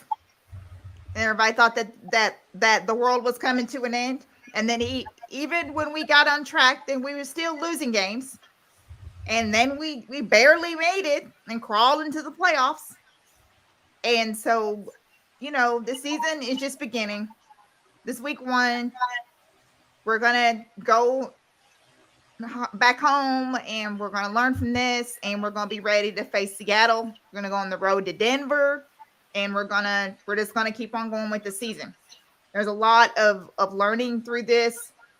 Everyone's going to grow. Everyone's going to get better. But that defense has got to get a lot more disciplined, because that was ridiculous today with all those penalties. There was a lot of penalties, and there was also a lot of no call penalties on the Bears side, but they were the home team, and that happens. And so you just expect that to happen when you go into somebody else's house. That happens all the time. Well said. 12 penalties for 99 yards. Yeah. Once you give up that many yards, you gave up a score. Mm-hmm. That's the length of an entire fucking football field. You understand that a fair catch puts you at the 25? That's only 75 yards to go. We gave up 99 penalty yards. You gave them an entire field. Of course, you got to double up on the score just to overcome that. You can't do that. Too many ticky-tack penalties. There was stupid shit. They called on the long snapper for being downfield, and it was a real penalty. I get it. He was beyond the line of scrimmage or whatever before the ball was kicked and all that stuff. That's a timing thing. You know what I mean? Like, they'll get it down. I don't know why it happened, but they'll get it down. You know what I mean? It just I don't know, Peachy. I don't know. I'm looking through everything here, and I can't for the life of me figure out why Brandon Ayuk only had 1 catch today. Yeah, I know. That bothers me a lot. That bothers me a lot. I'm sorry, he had 2. He had 2. Now, if you're gonna tell me that he's a downfield guy in the weather, fine, I get that, right? I understand that, but I just felt like there were some things that we could have done a little bit more creative, and I felt like we should have run the ball more effectively. You know, I talked about how people were averaging all these high numbers. We finished the game with really high rushing averages, right? Ayuk had the 1 carry, 7 yards. Trey Lance averaged 4.2 a carry. Elijah Mitchell, although he finished early, had 6.8 a carry. Deebo Samuel, 6.5 a carry. Jeff Wilson Jr. finished with 2.4 a carry. You know what I mean? But Jeff Wilson Jr. had the most carries of anybody on the team. Like your bell cow, your ball carrier, your main ball carrier can't have the worst average per carry. Right. Is that the line? Is that, you know what I'm saying? Like, is it situational? Was it a 3rd and 1 that, you know, because we converted a lot of I think we had 11 first downs from the run game. Right. You know what I'm saying? Like, was it a 3rd and 1 and he only needed to get 2 yards? It's a blanketed statement, and that's why it's hard to just look at stats and try to judge something, because stats don't tell the story. You know what I'm saying? Stats don't give you everything. But, like, just look. Who do you think our leading receiver was today? Jennings. That 44-yarder to Jennings. Is that not a problem? He had 4 receptions, most of anybody on the team. Yeah. 62 yards, most of anybody on the team. Is that a problem? Of course that's a problem. He's your number 3 wide receiver. And how do you not get your other receivers activated in this particular game? Or is it because they couldn't get open? I know you asked that question. Is it because they couldn't get open? And I disagree. I think they were able to get open. I just don't think I can't believe that the sun is out. It did all that raining, and now the sun is out. The football gods were on the Bears side, bro. Can y'all hear the rain in my background? Can y'all hear that? It's pouring over here where I'm at. But you absolutely right. And listen, I'm not mad at Juwan Jennings for showing up and producing. I'm not mad at Jennings for producing. Never that. But he's the 3rd wide receiver for a reason. Deebo or Ayuk should lead the team in receptions in a game, especially when you're losing. You're supposed to put the ball in your playmaker's hands. Juwan Jennings is not a yak guy. You know what I'm not mad at him for producing. And also, I will say this. Plays broke down and Trey found Jennings. I don't think Jennings was ever the top. I think there was one play where it looked like he was the main target. It was the one of his 3 receptions where it looked like it was designed to go to him. Yeah. Right? So I'm not faulting. I'm not saying Kyle, called a game plan for this guy. I just think that when it all boils down, when you step back and look at it, you can kind of understand why the game went the way it did. Yeah, understood. What was that call on Ayuk offensive PI call that he got? When they said that he pushed off, I laughed. Because did his arm extend? Yes. Was it a push? No. It was like one of those and the arm went up, Mike. It didn't go extend out. It was like it wasn't the Heisman arm. It was the arm in the air. I'm like, come on, refs. I can't wait for you to see this play again. If they dusted that DB's jersey, you wouldn't get fingerprints. That's how he barely touched him. Like that was so bad. Bro, his hand was all the way extended, and he it was like this. He didn't even make that. It was so terrible bad. Because his arm was all the way out. The refs were like, "Up, penalty! Can't do that. Can't do that." He was already making his break, so it was also partially because he was cutting, and he put his arm out to make his cut. It wasn't to get space and separation. Hey, Mike, do you know, because you have some insider stuff, do you know if they teach wide receivers how to get penalties? Like, it's in basketball, they teach players how to draw fouls. Do you know if that's a football thing as well? Because I would be trying to teach my wide receivers, yo, man, I want y'all to do this. I want y'all to do that. Hey, DBs, do this, do that. You'll get the push off every time. Like, do you think that's something that the 49ers or teams in the NFL do? They work on stuff like that? Teams in the NFL, yes. The 49ers, no. I can't tell you how many times I've seen Mitch Wisnowski punt the ball, get hit, but he refuses to fall. Just fall and give us the fucking first down, bro. You know what I'm saying? Nick Bosa, another person, right? We always complain about how much Nick Bosa gets held, right? Just fucking fall a time or two and get the penalty.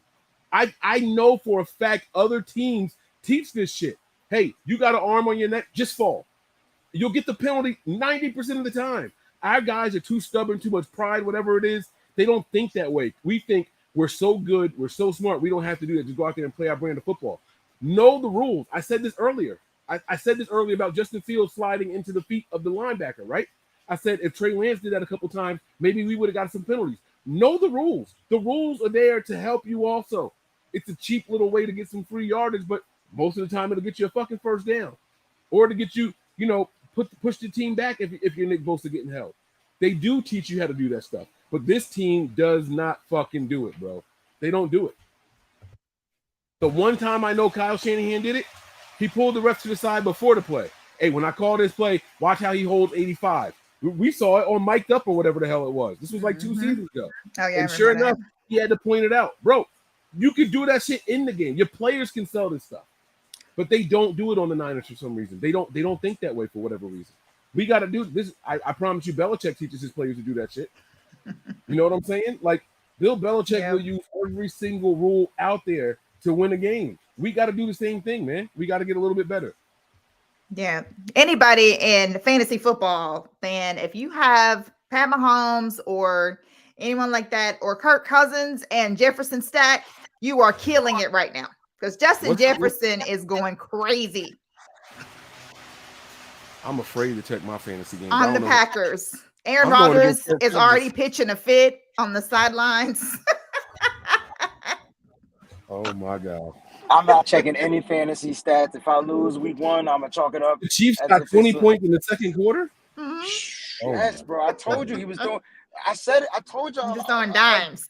It's 17-0 for the Packers losing. Mm-hmm. I told you they was going to lose. Don't nobody listen to Breezy. I know. I picked Minnesota. Breezy did. I got the sheet. I got to go check that shit out. I know. What's his name? Clyde Edwards-Helaire has 2 touchdowns. Just him. Just like they are murdering Cardinals. Thank you. Oh, Antonio Brown is going off. So here's the silver lining in everything, right? Mm-hmm. You got a fucking stop sign. Sorry, y'all. I don't have road rage, but when people don't stop at stop signs, I get mad. Yeah. Well, yeah, because they can cause accidents. Thank you, PG. So I definitely understand that. Terradome, thank you for the super chat. Folks, how many holds were not called today on Bears? Watch rebroadcast. It's laughable. Okay. So here's the thing. When I'm at the game, I can't see any of that stuff because I'm sitting at a weird, field angle. I'm usually in the end zone. So I don't be seeing holes like y'all be seeing them on TV. But I guarantee you they miss stuff. Right. Got you. So Lake City says that Aaron Rodgers just threw a pick for the first time since 2009. Wow. It's going to be real. Here's the silver lining, guys. All right. The Rams are 0-1. The 49ers are 0-1. It looks like the Cardinals are about to be 0-1. And if the Seahawks lose tomorrow, this game don't fucking matter. You can throw it out the window. Yep. So you can look at it like that because at the end of the day, I guess the Rams will still be first place in the division. I don't know how it works. But yeah, like that's the only way to look at it. So at least tomorrow when we do our show, Mike, and you're welcome to be on the show, I want to see if, like this could be good. I think that the 49ers lost this game. Mike said it best. It was a team loss. People out there in the chat, y'all said it best. It was a team loss. Like, the team just wasn't together. Like, it just wasn't. You thought they were together. The team thought they were together. But when the halftime came and the Bears said, yo, all we need to do is this and do this, we're only down by 7 points. And here's what we did. We drove the ball down the field. We was able to get 3 points, and we beat ourselves on that. The Bears they just had more juju coming out of the second half. And the 49ers played more timid. But, Mike, when we were on the halftime show, what did I say? You asked me, can the 49ers put up points? I say yes. At that time, I missed the first couple of plays. When I got back in the stadium, we were at the end zone, Mike. And they put up 3 points. It was ridiculous. It was ridiculous. And then the 49ers have been working on red zone offense for the longest. All you hear about, Trey Lance completing red zone. Missed all the other passes, but completes everything in the red zone. I can't believe the sun is out and the sky is blue. I'm about to get out the effing car so I can show y'all that the sun is out and the sky is blue. Oh, my God. And Jesus. That's ridiculous. That is so crazy. And now my pants want to dry on their own because it ain't raining. Man. Wow. Mike's right when he said that. This was just elements were this is on purpose. It wasn't meant for us to win this game, y'all. It wasn't. It wasn't. It wasn't. But Breezy, you said something about, and as long as Seattle loses, Seattle can win this game. That's not what's important. You can give Seattle the number one position. What we need to happen right now is for the Cardinals to lose. Seattle win or lose doesn't matter as long as we beat Seattle next week. Then we'll be tied or we'll be in first place in the division. All we need to happen right now is for Arizona to lose, which it looks like they're going to, right? So they lose this game. Knock on wood, knock on glass, because I'm on the glass table. Arizona loses. Seattle can go out there and do what they want. As long as we take care of business next week, then we right back in this bad boy, and we sitting on top of the division. Do y'all see that sky? I'm sorry, Mike. I gotta show you the sky. That's crazy. Beautiful out there now, right? Like, yo, the Bears called in the favor. They had, let me tell you, I know for a fact that the Bears know the Pope. They called this motherfucker. I'm sorry. I should never call the Pope a motherfucker. I apologize. Y'all forgive me. The Bears called in every favor they paid off the officials. They called in all their favors. Matter of fact, they had something to do with Queen Elizabeth. Like, they had all their cards in line for this. You know why? This was this was their Super Bowl, bro. This is the most important. If you could beat the big bad 49ers, a team with Super Bowl aspirations, then that's what's gonna happen. We're gonna go out here, we're gonna get everybody on our side. Now all of a sudden people, and by the way, I did tell y'all the Bears were a sneaky team. I said you did. I think the Bears are gonna surprise some people this season. But Mike, they didn't do anything sneaky or surprising. They did nothing to win this game. They just capitalized off of our mistakes. Peachy, was that not in my article? Mike, did you read my article? Did you read? Yep. What did I say the 49ers need to do? Capitalize. That was number 3. Right. Yeah. And the Bears read it, and they did that shit. And Sin is absolutely right. She said the Pope don't control anything. The Lord gave the Bears this game. Right, but the Bears called the Pope and told him to ask the Lord for this rain. Hey, God, Pope, do me a favor, man. Listen, the Niners need to score on this possession. Make it rain harder than it's rained all game long. And what the fuck happened? What the fuck happened? I've never seen no shit like that before in my life, bro. Mike, not only that, they asked the Pope to pray a specific prayer. Only make it rain when the 49ers are going to throw the ball. When they get the ball, when we get the ball, put them clouds back in there and block that rain. I promise you, Trey.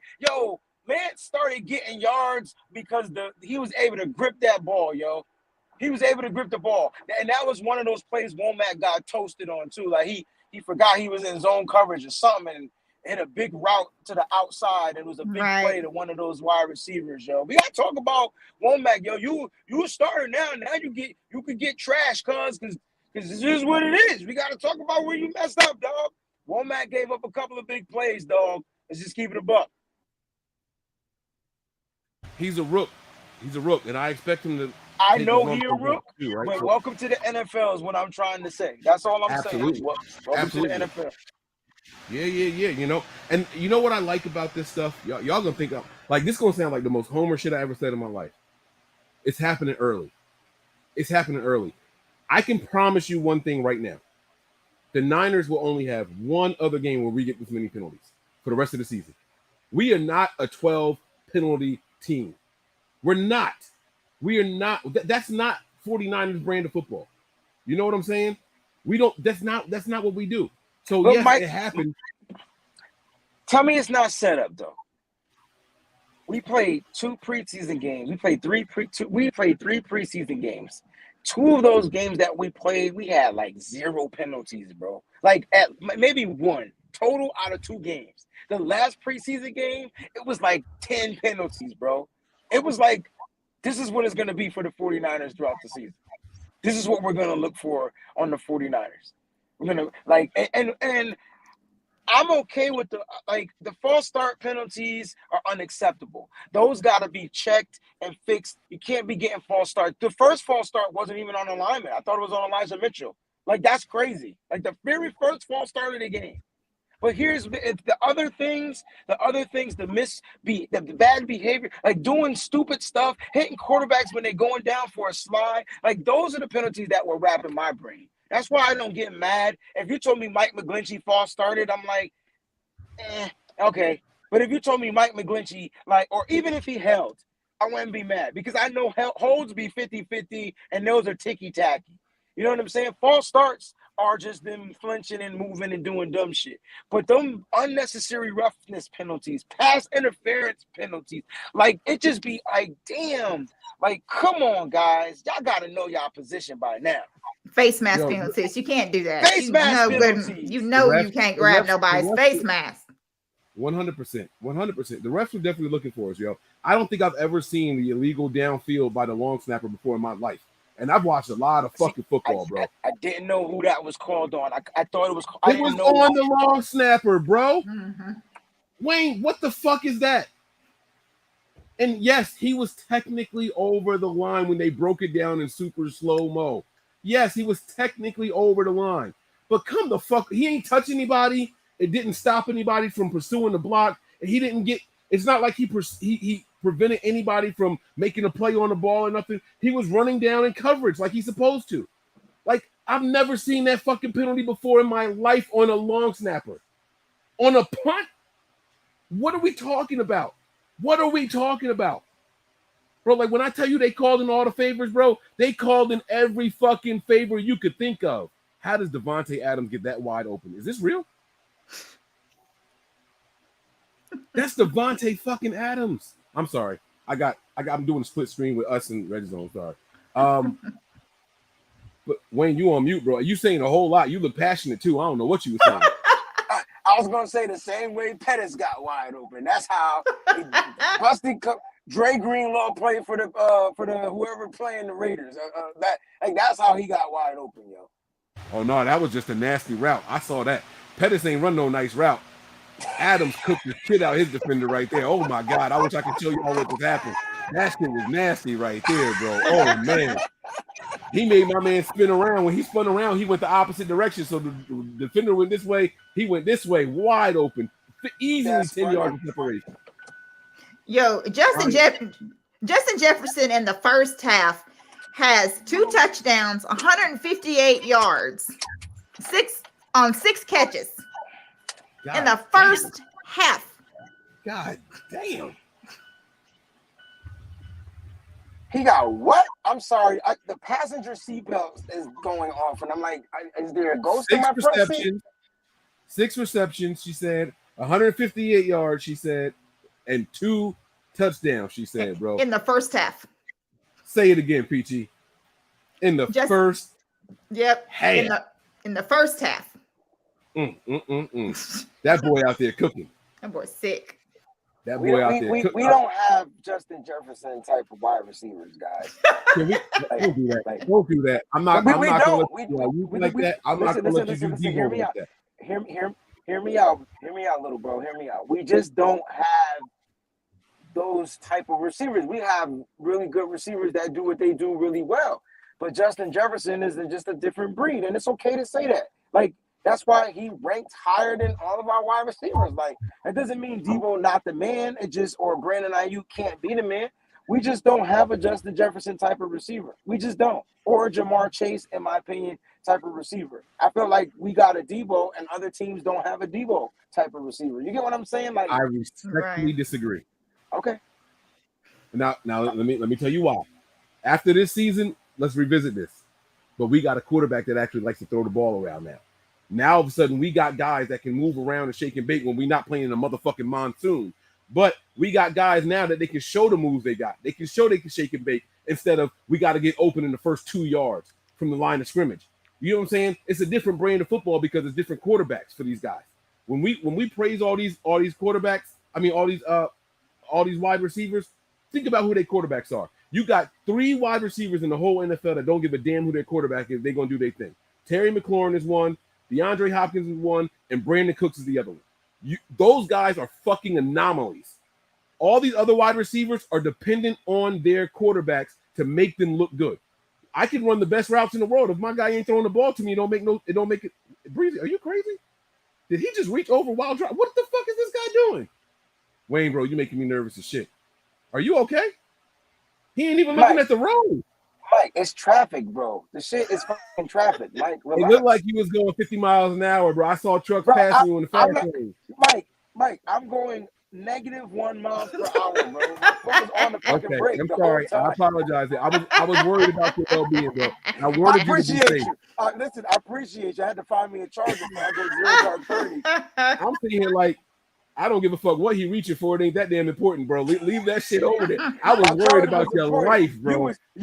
Mike, you was in mid form, and that's.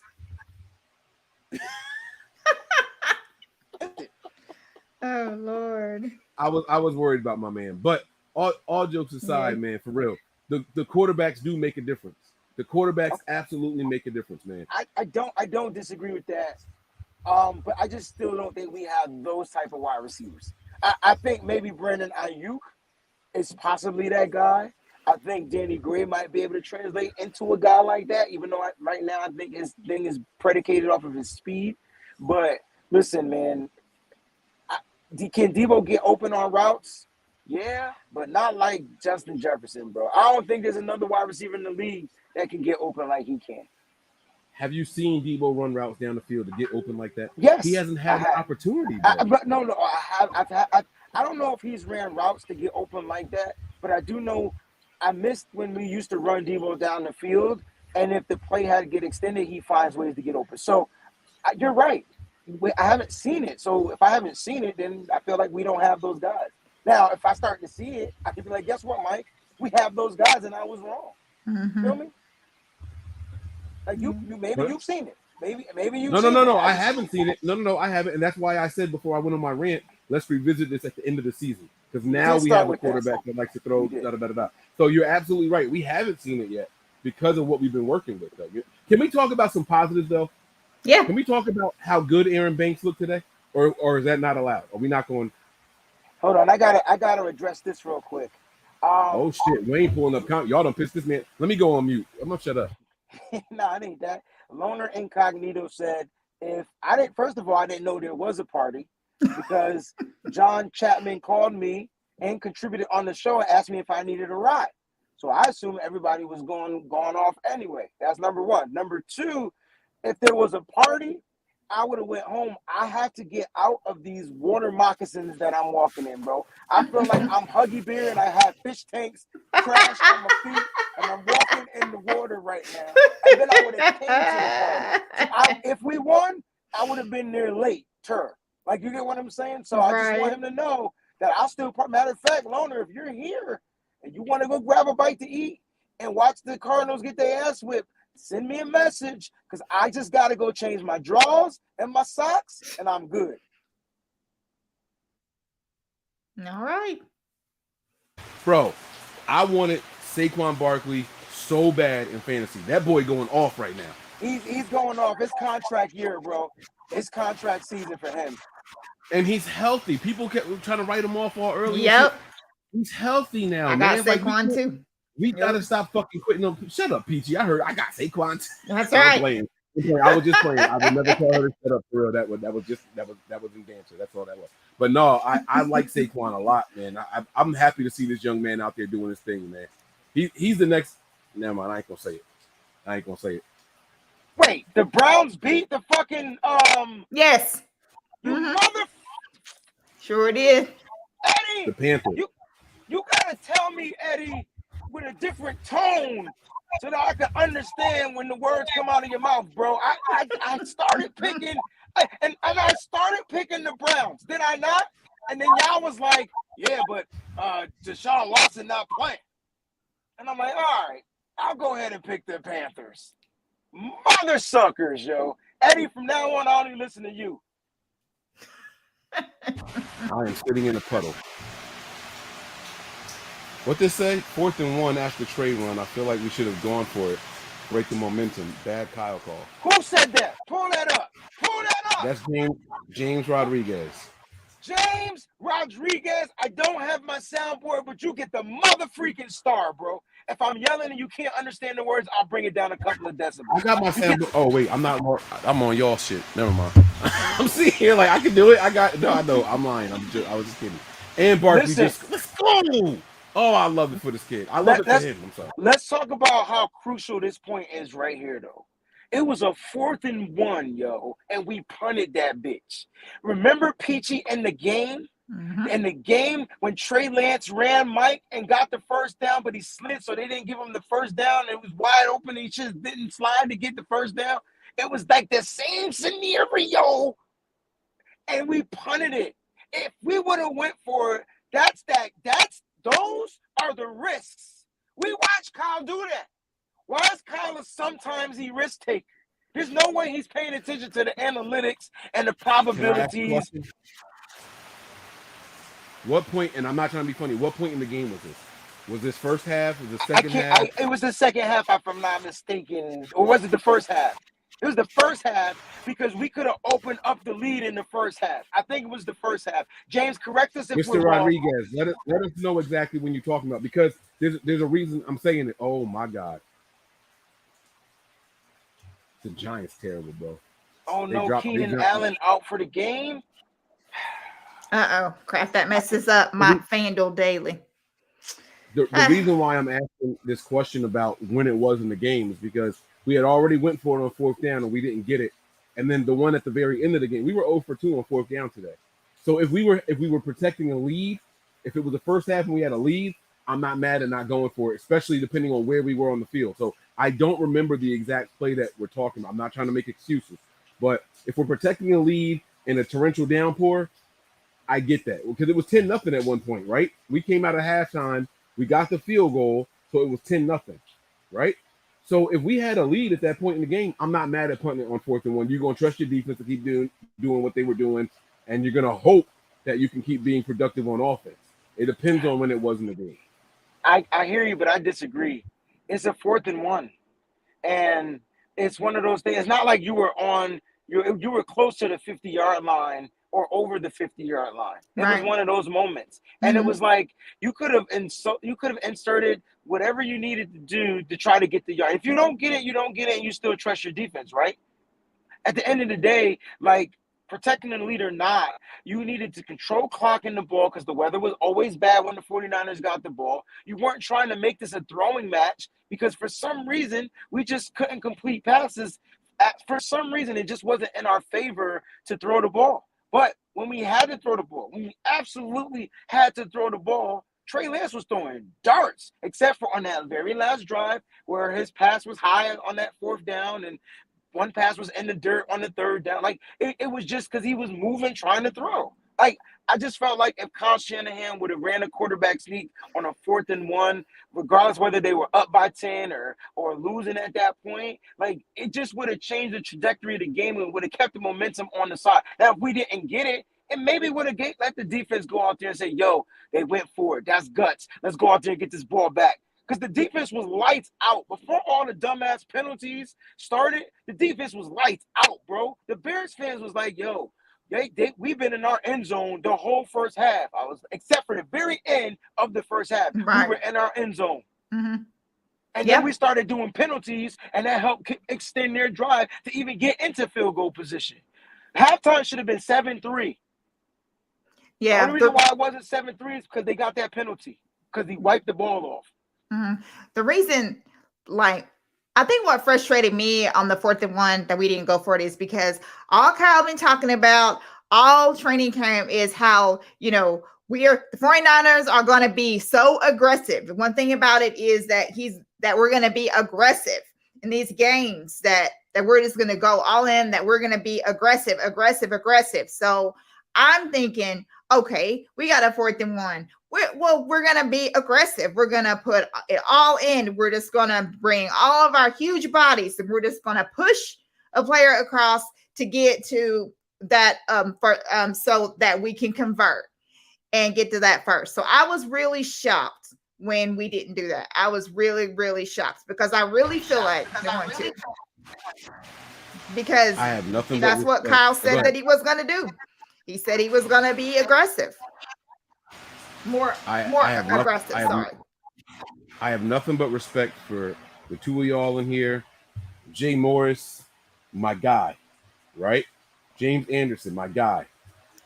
But y'all are killing me. Y'all are killing me right now. Big Dez, y'all are killing me right now. Am I like in an alternate universe? Did we not watch the same game? I'm seeing people in here saying Kyle is still with the cupcakes play calling. He's not a real head coach. He's a glorified offensive coordinator. Like, facts, because Kyle's a glorified offensive. What are we talking about right now? Are y'all serious? Did we not watch the same game? Somebody said we should have ran the ball less and let Trey throw. Did y'all see the ball coming out of Trey Lance's hands in the last part of the game? He couldn't fucking grip the ball, bro. What are we talking? Yeah. Like, at a certain point, we got to take emotions. We have to take emotions out of this shit and really see what the fuck is going on, bro. But that's not can't fair, run the Mike, ball. because you don't It know is if fair, Wayne. It's not, because you don't know if they mean he should have been throwing the ball earlier in the game. I told you that they should have let Trey at the very beginning of the game. I said what, Mike, to you on you called me. They're gonna throw this ball down the field. Trey Lance balls look good coming out of his hand.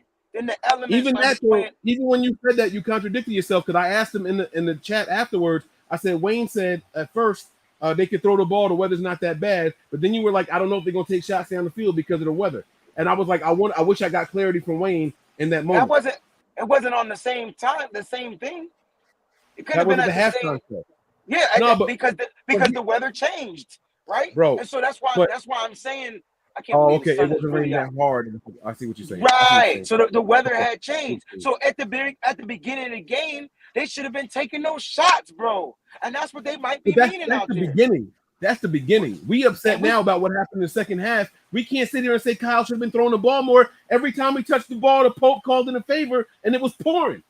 Our last three drives, man. No, don't be sorry, bro. I love it. At the very beginning of the game, Mike, the Pope was on hold. Like, they didn't get through to the month. The Pope didn't answer them. Like, at the beginning, it was nice. It was dry. I'm like, yo, Trey Lance needs to throw this ball. And what do?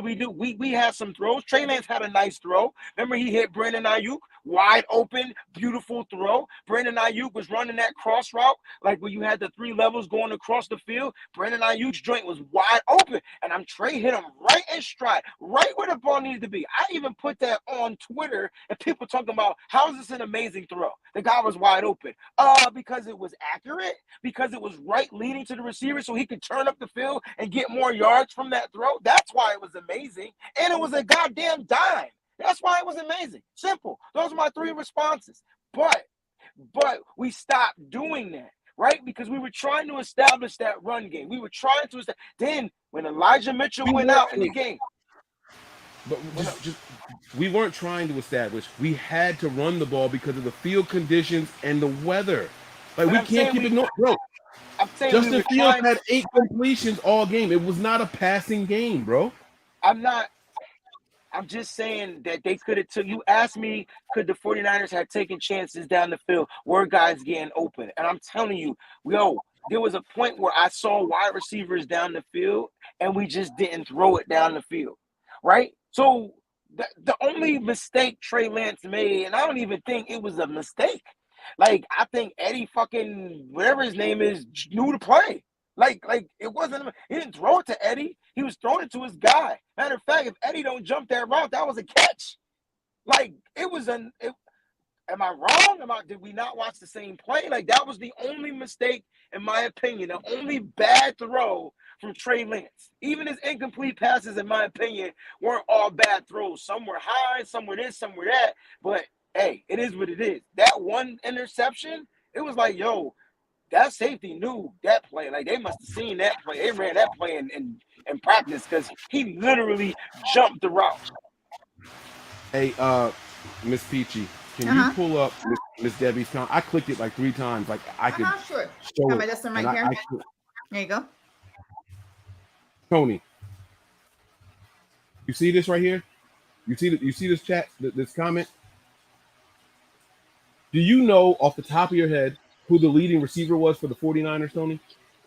It's the guy I told you was going to be Jennings because of the mud fest. Don't you remember last year when the Niners played Washington? Was it last year or the year before? And 2 years ago.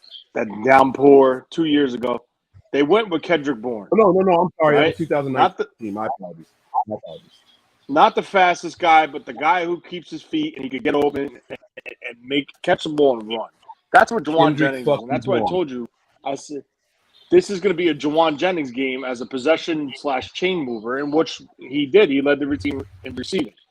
But I think the number one issue is it falls on – what's up? You say something? No, I was going to say I'm so glad you brought that game up because I, being the person that I am, have those stats pulled up here. People are saying we should have been more aggressive. Jimmy Garoppolo completed 12 passes in that game for 151 yards and 1 interception. You know what Trey Lance did in this game? 13 completions for 164 yards and 1 interception. Kyle Shanahan has an idea. Kyle Shanahan has an idea in these types of games, and it's not throwing the fucking ball. It's not throwing the ball. It's the rush attack, and then if you have to throw, you go to your guys. You go to your guys. We can't sit here and keep acting like this was supposed to be some air that hole out type of game. It's not that. There's a reason Danny Gray was inactive. I can promise you. No one in this chat said that. No one said that. They said that they felt like Kyle could have thrown the ball more, which he could have at one point. And when he had to, he did it. He could have. Did it when he. Thank you, Mike. Thank you, Tony. That's all I'm saying. I'm gonna shut the fuck up for the rest of this broadcast. But it's not when stop, Elena. It's not when we all think he was going to throw the ball more. It should have been earlier in the game when he would get the run game going and keep that defense off balance. Because what happened was, we lost Mitchell again with another injury, potentially season ending. They don't know it, but from reading Twitter, it seems like it's a serious injury. Okay. I thought it was an MCL sprain. Well, if it's a third-degree sprain, it's basically a tear. And if it's a tear, he's probably going to need surgery on it. But that was from that listen, it's all early because they're just shooting from the hip on Twitter like always. But I just want to put something on Kyle in this game, okay? This team was very, very sloppy and careless. There is no way, and the only way the Chicago Bears won this game was not because Trey Lance sucks or, the defense got gas or exposed. No. They blew an assignment on a huge play, which let Dante Pettis run free down the sideline. That's number one. Number two, the stupid penalties. This had to be Dre Greenlaw's worst game as a San Francisco 49er. 2 15-yarders plus a first down, a blown coverage assignment that ran free. And I said on the air, Mike, this is the same exact play with Debo and the Niners versus Seattle last year. It looked exactly alike. And my blame is on – I'm going to blame Kyle for this, and you all know how I feel about Kyle. I think Kyle's at fault because I think Kyle honestly overlooked this game. He thought he would go in there, show up, run the ball down their throats, which they were doing successfully. But when you lost Mitchell and it became a passing game where they had to become slightly one-dimensional, this offensive line is not there yet to become a one-dimensional passing attack, in protection at least. That has nothing to do with Trey Lance. It has to do with the offensive line, and it has to do with all five of them.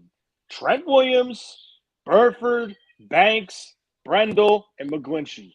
All five of them played horrible today versus in pass protection. The run game, I thought they did pretty damn well. They were opening up holes for Wilson. They were opening up holes for Mitchell. Trey Lance made a couple plays with his legs running downfield. But to sum this loss up, it was 100% bonehead penalties and non-disciplined play on defense. And that's what cost this the game for the 49ers. And that solely falls on coaching. 100%. And just to take it back to Breezy, what he was saying about how they should have thrown it, yeah, I agree with you. I think they should have rolled the pocket, get that defense off balance. What Justin Fields did to the Niners, Trey Lance should have done to the Bears. They should have ran a bootleg with a shallow crosser coming across the middle and just dump it off just to keep the defense honest. It's all it's about. It's not dropping back and throwing it every play. I do think there was some opportunity for a couple pass plays when they were consistently running it, because once Mitchell went down, everything just bogged down. And then once that happened, Jeff Wilson came in, they became one-dimensional in the passing game. And that's where the 49ers got in trouble, plus the dumbass penalties that they got.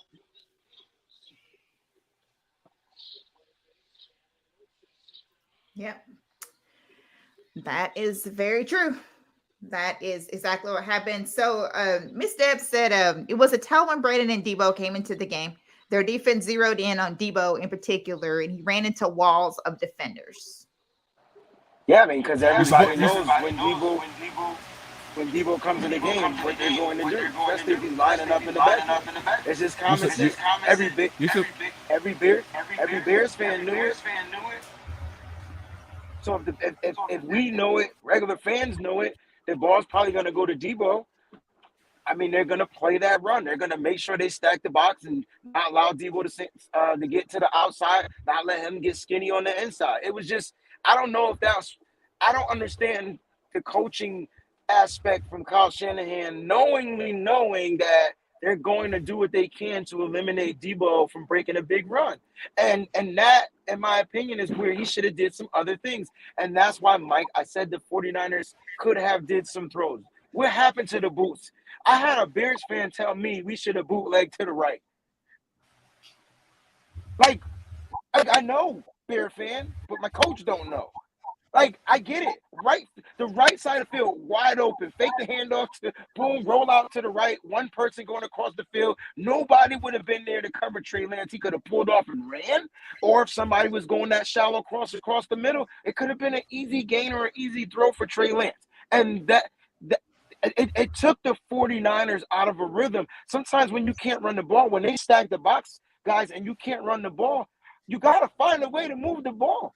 They thought that I got into an argument with a Bears fan because he was mad that the 49ers called the timeout before halftime with 18 seconds left, and we ran that screen play that Trey Lance, it was a bad throw to Deebo Samuel, and he was like, why would you call a timeout and then run that type of a play? You're going to get somebody, you should have threw the ball down the field. It was less than 18 seconds left. I think it was 4 seconds left, and we could have got like a Hail Mary. I thought that's what we were going to do. And I was like, well, if this play would have worked, it was nothing but blockers and Deebo. You put it in your playmaker hands. So it was a good play. Now it's not a good play because you guys wasted a timeout. And this is that and the third. And you didn't even attempt to get the ball to the end zone. And I'm like, dude, everybody don't throw Hail Marys, bro. It's just a play. And so, like, there was things that Kyle did well and that were poorly executed. And then there were things that the team didn't do at all because Kyle just didn't call it. So it was confusing. And I think my aggressiveness when it comes to Kyle Shanahan, y'all keep saying he's this immaculate offensive play caller. I haven't seen it yet. Like, I haven't seen it consistently yet. And I'm trying to figure out when Kyle Shanahan is going to be that consistent guy. Like, that's what he needs to do. Put your foot on their throats and keep going. He's really good. When executed plays happen, it looks really well. When bad execution plays don't happen, it's like, damn, Kyle, you couldn't think of something else differently? You're such a genius. And you got every weapon on this team. We have mad weapons. And the only two offensive weapons, one didn't play and one got injured. And you have depth. That's what we talked about all offseason, the 49ers and their depth. And yet, we're not utilizing our strengths. And it could have been because, like Mike said, the weather. And that's why we stuck with trying to run the ball. And like Mike said, Mike, I'm going to go back to you. We had a 10-0 old lead. We were trying to protect the lead. But you know what happens when you try to protect the lead, bro? It usually don't work in your favor. What happened in the Super Bowl when we tried to protect the lead? We lost. Well, especially in these weather conditions. Especially in these conditions. Mm-hmm. Wait. Well, real quick, I just want to say. Tony. Go ahead, Mike. You said especially in these weather conditions. So especially in these weather conditions, we should have been more aggressive with the lead. Is that what you meant by especially in these weather conditions? No, that's a good question. What Mike. I'm saying is you can't be in that weather conditions. You cannot run your true offense, right? You can't spread the ball around because of the rain, the poor footing, the ball is heavy, the ball is slick. You can't play your true offense. You have to manufacture an offense that is just good enough to get you through this game. Meaning, heavy runs, run right, run left, run up the middle, be a little creative with a reverse. They ran that option shit, which I hate, but whatever, they did it and they had success with it. It's just you can't spread it out with this weather and just try to take a deep shot downfield. The footing is horrible, right? The ball can't travel far because it's going to slip out of his hand. It's going to spin a little bit. It's going to wobble a little bit. This was a combination of like a disaster from the beginning going into this game. It was the worst weather.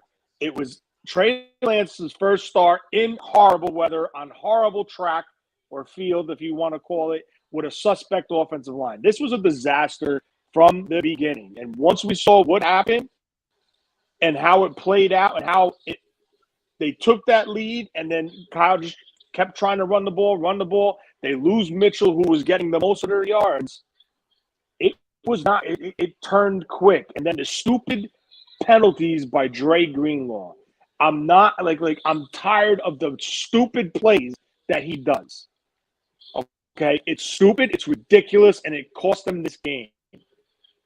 And everyone's blaming, like Grant Cohen said, it wasn't on Trey Lance, it was on the defense. Really? The defense was on the field for 12 minutes in the third quarter. How do you blame the defense? Can you tell me that? And I'm going to tell you another issue, why I was so god darn adamant that you played Trey Lance last year. Because now look what you're going through. You're going through the bumps and the bruises. You're going through the issues that he should have went through last year. We got nothing out of last year out of the quarterback position. That's not fair, Tony. That's not fair. I'm saying it. I said it last year. What did Jimmy do in the playoffs? Tell me. You and Peachy said the same thing. And I'm going to tell you what I said to Peachy. That's not fair. Because you cannot judge Trey Lance off of this. I'm telling you. You cannot judge Trey Lance off of this game. This game has nothing to do with Trey Lance's career other than the fact that he played in it. What you saw out there is not typical Trey Lance. What you saw out there is not typical Kyle Shanahan play calling. No, I understand that. Trey Lance needed to learn the playbook. He had to learn the NFL. We're talking about a guy who played in 13 total games his entire collegiate career. And you guys wanted him to be a starter. That's not realistic, bro. And I'm not saying this because the Niners drafted him. Trey Lance should not have been expected to start for any NFL team last year. That would have crippled this kid. That would have crippled him. What we saw is not a finished product. I understand what you're saying. It's a valid point to an extent because I'm going to prove you wrong right now. Jimmy had an opportunity to put us in the division in the playoffs. Blew it. Who won the playoff game to put us in the playoffs? Trey. Not Jimmy. Trey. Well, if you ask Jimmy enthusiasts, they'll tell you that it was Jimmy against the Rams. They'll tell you that Jimmy is the one that won that game. Well, that we needed to win the game. And then that's fine. It's fine and dandy. But if you lose versus the Texans, you don't have to worry about the Rams game because it's irrelevant. If the Niners lost versus that Texans team, you're out of the That's playoffs. true. Talk your shit. Now that part I agree with. I completely agree with you there. I completely agree with you. All I'm saying is your assessment of this is why, like you said, this is why Trey Lance needed to start it last year, because look at what happened in this game. This game is not indicative of Kyle. It's not indicative of Trey Lance. That is not, to me, that's not a fair assessment of who Trey Lance is, basing him off of this game. Because even if you watch this game, Trey Lance extended plays. He kept things alive. He spread the ball around to 7 different fucking people in a game that he only completed 13 passes. Yes, he had 7 different people catch the ball. He spread the ball around. He kept plays alive. He extended plays with his legs. Mike, I understand what you're saying. But what I'm trying to say to you is, and we said this on numerous shows coming into this season, don't expect fireworks the first 5 games of the season. And it's not because of a tough schedule. It's because this kid is his first time starting as the 49ers quarterback going forward. He needs to go through bumps and bruises to get to be the quarterback we all think and know and hope he can be. It's not singling this game out. What I'm saying is, I wish they would have went to him last year, put all that shit behind him, and just move forward with it. That's all I'm saying, because now he would be year 2, and maybe it would have been a different look. Like, I just think Kyle last year used Debo so damn much. I think it actually hurt them in this game, because anytime Debo moved, even if it was from the slot to the backfield or the slot across the motion to the opposite side, you saw the whole defense shift. And by the time Trey Lance saw it, the motion was done, the ball was snapped, and if the play was designed to go there, they had a beat on it. Now, that's not fair to Trey Lance, because he designs it. Kyle calls the play, designs the play, but the defenses are knowing that Debo is the heart and soul, as of right now, of this offense. Why? Because look at last season. So all I'm trying to say is, I think weeks 1 through 6, 1 through 5 are going to be more of what we've seen today, because I think he still needs to go through the bumps and bruises of an every week quarterback, of a starting quarterback of an every NFL franchise. Do I think it's going to be the outcome? No, I don't. I do think he'll score more. He'll throw more passes in better weather. I do think it'll become more easy for him, but he still has to go through it. You understand what I'm trying to say? He still has to go through the learning curve to be an NFL quarterback.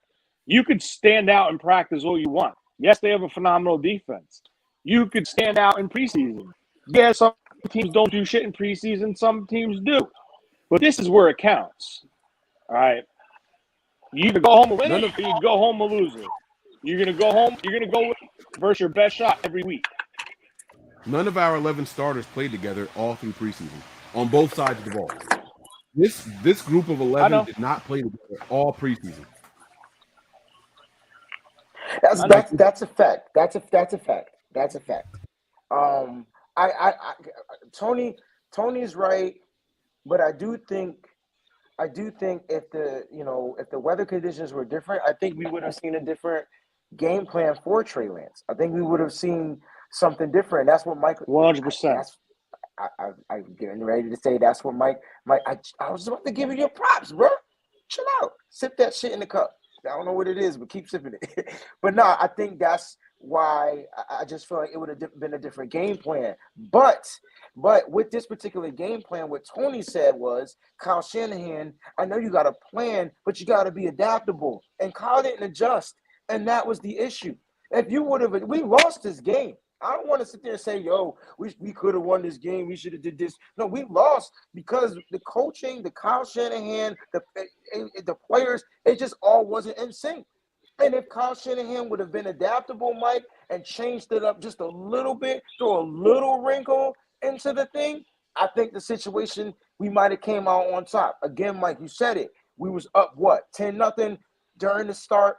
After we started the second half, we went up 10-0. So all we had to do was find a way to protect the lead. But that's why I said we got to stay aggressive. I don't care, Mike, if it's 2-yard passes and you let your wide receivers do the work across the field. I don't care what you got to do. But then we weren't able to sustain runs because all we did was run with Debo. And then when we put Jeff Wilson Jr. in, he wasn't doing that much of a difference in gaining yards. So it just was what it was. Like, it just wasn't it was a game plan to do one thing, but there was no adapting and no adjusting. And don't you always got to adjust at half? Well, that's that. Now, what you're saying, I completely agree with. There was no plan B. There was no second half adjustment. No. There was, this is what we'll do in inclement weather, and this is what same exact game plan they had, like Tony said, in 2019 against Washington. It was the same exact game plan. It was the same shit, guys. It was the same shit. You know, when the game was on the line, when it got a little close, he throws a pass downfield to his mother. Kendrick Bourne in 2019, Juwan Jennings this year. Peachy, you've been too quiet for my comfort. I don't know what you over there concocting or what you scheming on over there, but I'm watching you. She's hosting the goddamn show. She's doing what Breezy normally be doing when I gotta sit there and shut up and let everybody else talk. She's doing a great job. Shout out to Peachy out there, yo. Yo, does he really have 5 touchdowns? Is that the truth? Bro, 5 touchdowns, and it's not even the fourth quarter yet, bro. This is insane, bro. Patrick Mahomes. Yo, Mose knows. I just want you to know, if you're out there somewhere listening, you're losing this week in the nitty-gritty league. I'm just letting you know. Talk your shit, Peachy. Let them know. Let them know. Cards are down by 30 points. See, this is okay, why wait, I know time out. No. God dang it, Mike. You better not steal my idea. I swear to God, you better not steal my idea. Go ahead. Let's tag team it. You ready? This is why we are the what? I'm gonna stop right there. That's not what I was gonna say. All right, you got it. Go ahead. You got it. This is why I still think that the 49ers are the best team in this division, right? Because are you serious, Mike? No, I'm gonna let you finish. You better not say what I was gonna say though. But go ahead. This is why we're the best team in this division. And hear me out.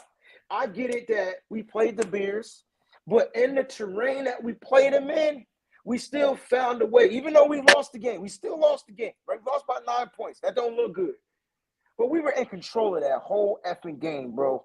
Like, we were in control. And a lot of those drives got extended because of us, not because of them. I didn't watch them get first downs. I watched them being given first downs. They were given first downs. They didn't gain first downs. They didn't earn them. We gave them to them. I'm watching the Cards look like trash. The 49ers didn't look like trash. They look like they just didn't have a plan B. Mike, don't steal my idea because I like that. Plan B is what it is. And I watched the Rams. I think the Cardinals look worse than the Rams.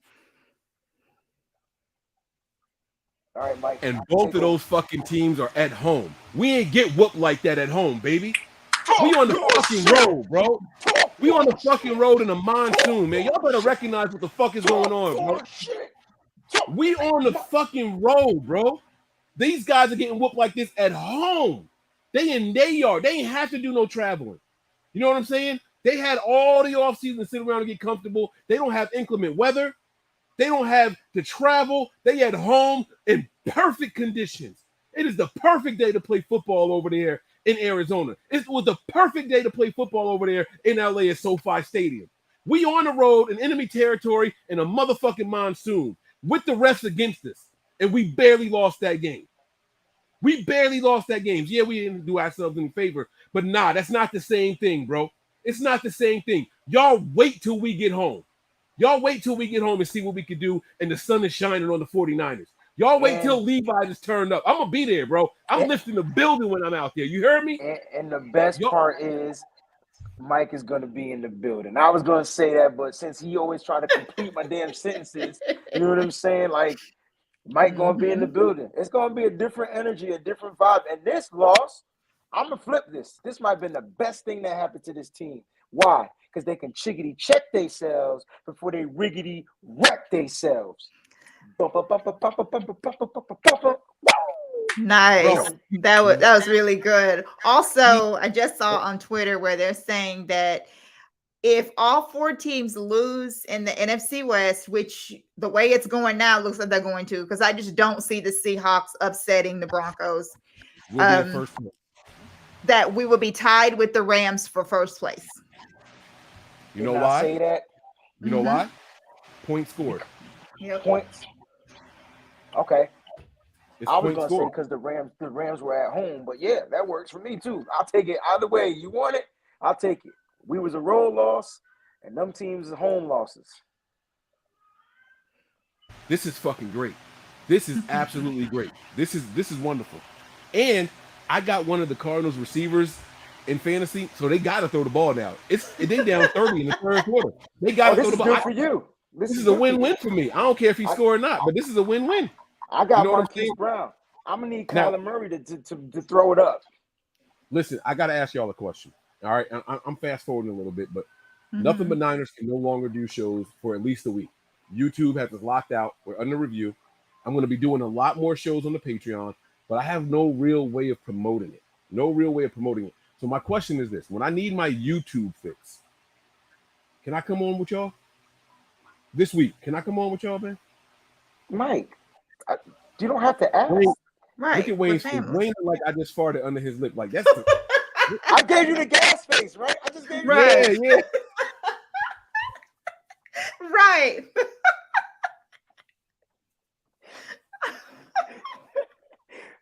Oh my gosh, Mike. Yeah, I just wanted man. to make sure. I just wanted to make sure, man. And I think they want that, right? So we can go live every night. We can go live Monday night, and then we can go live Tuesday night, and then we could do something on Thursday night. And then we could do Friday. We could do whatever it is, bro. That's right. And Okay. I tell you what, and I'll even one up you. I'm gonna give you the password to the account so you can set up and connect the Nothing But Niners joint just to see if they'll let you do it from my joint. Let's do this joint. This is what family is all about. That's what I'm talking about. Oh, That's my dude just picked off Derek Carr. Yep, that's who I wanted. Peachy, who's your dude? The one that I wanted in last year's draft. Bro, like Derek Carr is not looking good. Like, bro, In the second in last year's draft. He like From the Chargers? Yeah, on the Chargers. Yes, yeah, we yeah. all wanted him. Everybody Right. wanted him. We still don't know why we traded and got Trey Sermon. Don't try to take it Aaron away Banks. from PT, bro. She wanted Asante Asante Samuel Jr. Don't try to take it away from her, bro. She not the only one. First of all, wanted him. she not the only one that wanted Asante Samuel. So don't All right, get well, this it's shit fine. twisted. I'll be on We this. all one, wanted. I didn't I want wanted him bad. We all wanted Asante Samuel, and what happened was we took Aaron Banks. So let's get that shit straight. Because we were all scratching our head. Who did you want All with that second round pick, Mike? And don't you say Aaron Banks, or you won't be on the show at all this week. Nah, I definitely didn't want an offensive lineman in the second round. Nah, that's not how I get down. That's not how I get down. But what I will say is this: I did not want Asante Samuel for one reason. I felt like even the hype off of the name. When these guys come in here, Jerry Rice's son is going to be highly touted at some point, right? You know, Deion Sanders' son. Now, Deion Sanders' son is over there doing his thing in college football, so that's a little different, right? But I felt like Asante Samuel, like it was a familiar name. People know the pedigree. You know what I mean? Like I don't like the strength off the name. That's why I was hesitant against Bosa, right? It's because Daddy Bosa, brother Bosa. Now here come this one. I was like, oh man, like are we just buying into the hype? Eat my words. I was wrong. I was fucking wrong. Sometimes the pedigree is what it's all about. You know what I'm saying? So I like it. You know what I'm saying? So this is going to be the week where we do NBN, NGNT crossover shows all week long. Yes, it's going to be awesome. So get the word out. It's coming. It's going to be fire. And do me a favor, y'all. Don't tell me to shut up on the show. Just point to the screen and be like, hey, time out. Because I talk a lot. No. I'm talking about coming up in this whole week. When I'm on the show with y'all and I start running my mouth, just we one want of you these. to talk. No, we want you to talk. Peachy's doing a great job hosting. I like going back and forth with you, so this might be exactly what the people need. You know what I'm saying? This might be what they need. Listen, we don't got to stick around longer. We've been rocking for over 2.5 hours. Yeah. If we can go ahead and get on. Enjoy y'all Sundays. Peachy, you're amazing. Mike, you're the GOAT. Go ahead. You got the floor. Before we go, I want to give some flowers. I know there was a lot of negative in this game, but I want to spread a little bit of positivity. Okay, let's go. Aaron Banks, some positivity. Played well. Trey Lance, Trey Lance, some positivity, right? Elijah Mitchell prior to the injury, some positivity in there. We were gonna run the ball, Mike, down their throats, Mike. Yes, we were. Yes, we were. Yes, But that's we were. but Mike, not to cut you off. That's why I'm upset with Kyle Shanahan because he didn't have the plan B. And that's what we're gonna talk about on tomorrow's episode. Yeah. Like they asked Kyle in the presser, why didn't you put in Mason a little bit? He said, I wasn't gonna play Mason unless Wilson got hurt. Well, motherfucking Mitchell got hurt. You never go with just run one back anyway. Why didn't Mason get any? But that's a different story for a different time. I won't do that right now. I pull it back. I retract my comment. All right. But I'm on these. I want to spread a little bit of positivity. Some guys that I think played better than their circumstances, better than their situations. Right. I'm gonna go with Fred Warner. I'm gonna go with Nick Bosa. Thank you. Nobody's saying Fred. What game did y'all watch? He was all over the field. He didn't commit any penalties. He was stopping the run. He was doing exactly what middle linebackers, Mike linebackers, are supposed to do this whole game. Right. I know he had the one whiff and gave up the touchdown on it, but fucking Talanoa Hufanga, man, god damn, that boy was everywhere. He was like, remember the old Visa commercials where everywhere you want to be? Bro, Talanoa Hufanga gets my Visa for tonight's show. You know what I'm saying? Like, Talanoa gets the Visa tag, bro. He was everywhere you wanted to be, except the one time, and it was a big play. But that one time, that's cool, right? Hufanga was cool too, right? I want to give a shout out to Javarius Ward. His first game in a 49ers uniform, I wasn't super mad at what he did. He had some good PBUs. He was out there contested. He did have that one penalty. He had a penalty and all that stuff. But when you look at a guy who was, I believe he was undrafted as well, right? Wasn't Javarius? He was either super late or he was undrafted. He's not a high draft pick. Now I got to Google that shit. Hold on. Give me one second. So while you Google it, the only thing, and I felt like it was ticky-tacky. I know it looked like he grabbed, but did he really grab that receiver, bro? Like, did he grab him? Oh, no. He was all over him. You ain't see it because you ain't see the replay. Nah, he was all over that, bro. Okay. Like, he was on it. Because it wasn't PI. It was the grab, right? So what happened, what I saw was he was running stride for stride with the guy, and then he got beat on the cut inside. And then he couldn't plant his foot, so he grabbed. Like, I saw the arm reach out. So I wanted to make sure it was just a really grab. So that was his bonehead. Right. Everybody gets a bonehead moment in my book. Right. Everybody gets one. Gets one. Right. So, and he was undrafted. Yeah. Go ahead. Let me go through these super chats real quick before we forget. Mark Lamar, sideways pass plays gotta go, period. What did you guys think about the sideways pass plays today? I disagree though. I disagree. I disagree that they have to go, period. I think that, again, that the play to Debo before the end of the half, if the throw was better, Debo might have taken that shit to the house. Yeah. It was nothing but blockers and clear as day. Yeah, I kind of liked it. We've seen Debo run 60 yards. That's a screenplay, though. That's a screenplay, bro. So, like, I think what they're talking about is like when it's not a screen, but we throw in parallel to, like right next to the line of scrimmage or something. I think but that I could be wrong, but I believe that's what Mark was talking about. You're wrong because that wasn't a screenplay. Because if that was a screenplay, that was a fucking fumble. It wasn't a fumble. It was an incomplete pass. So it wasn't a screenplay. That was side pass, side throw play.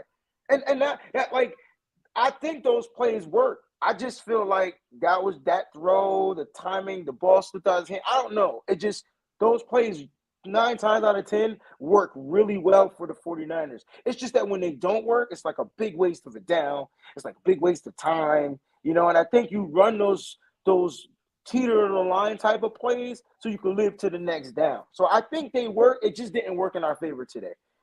I got you. And then we have another super chat from Terradome. Thanks, Terradome. Question for all. Today, would the outcome have been different with Justin Fields or Jimmy G at quarterback today?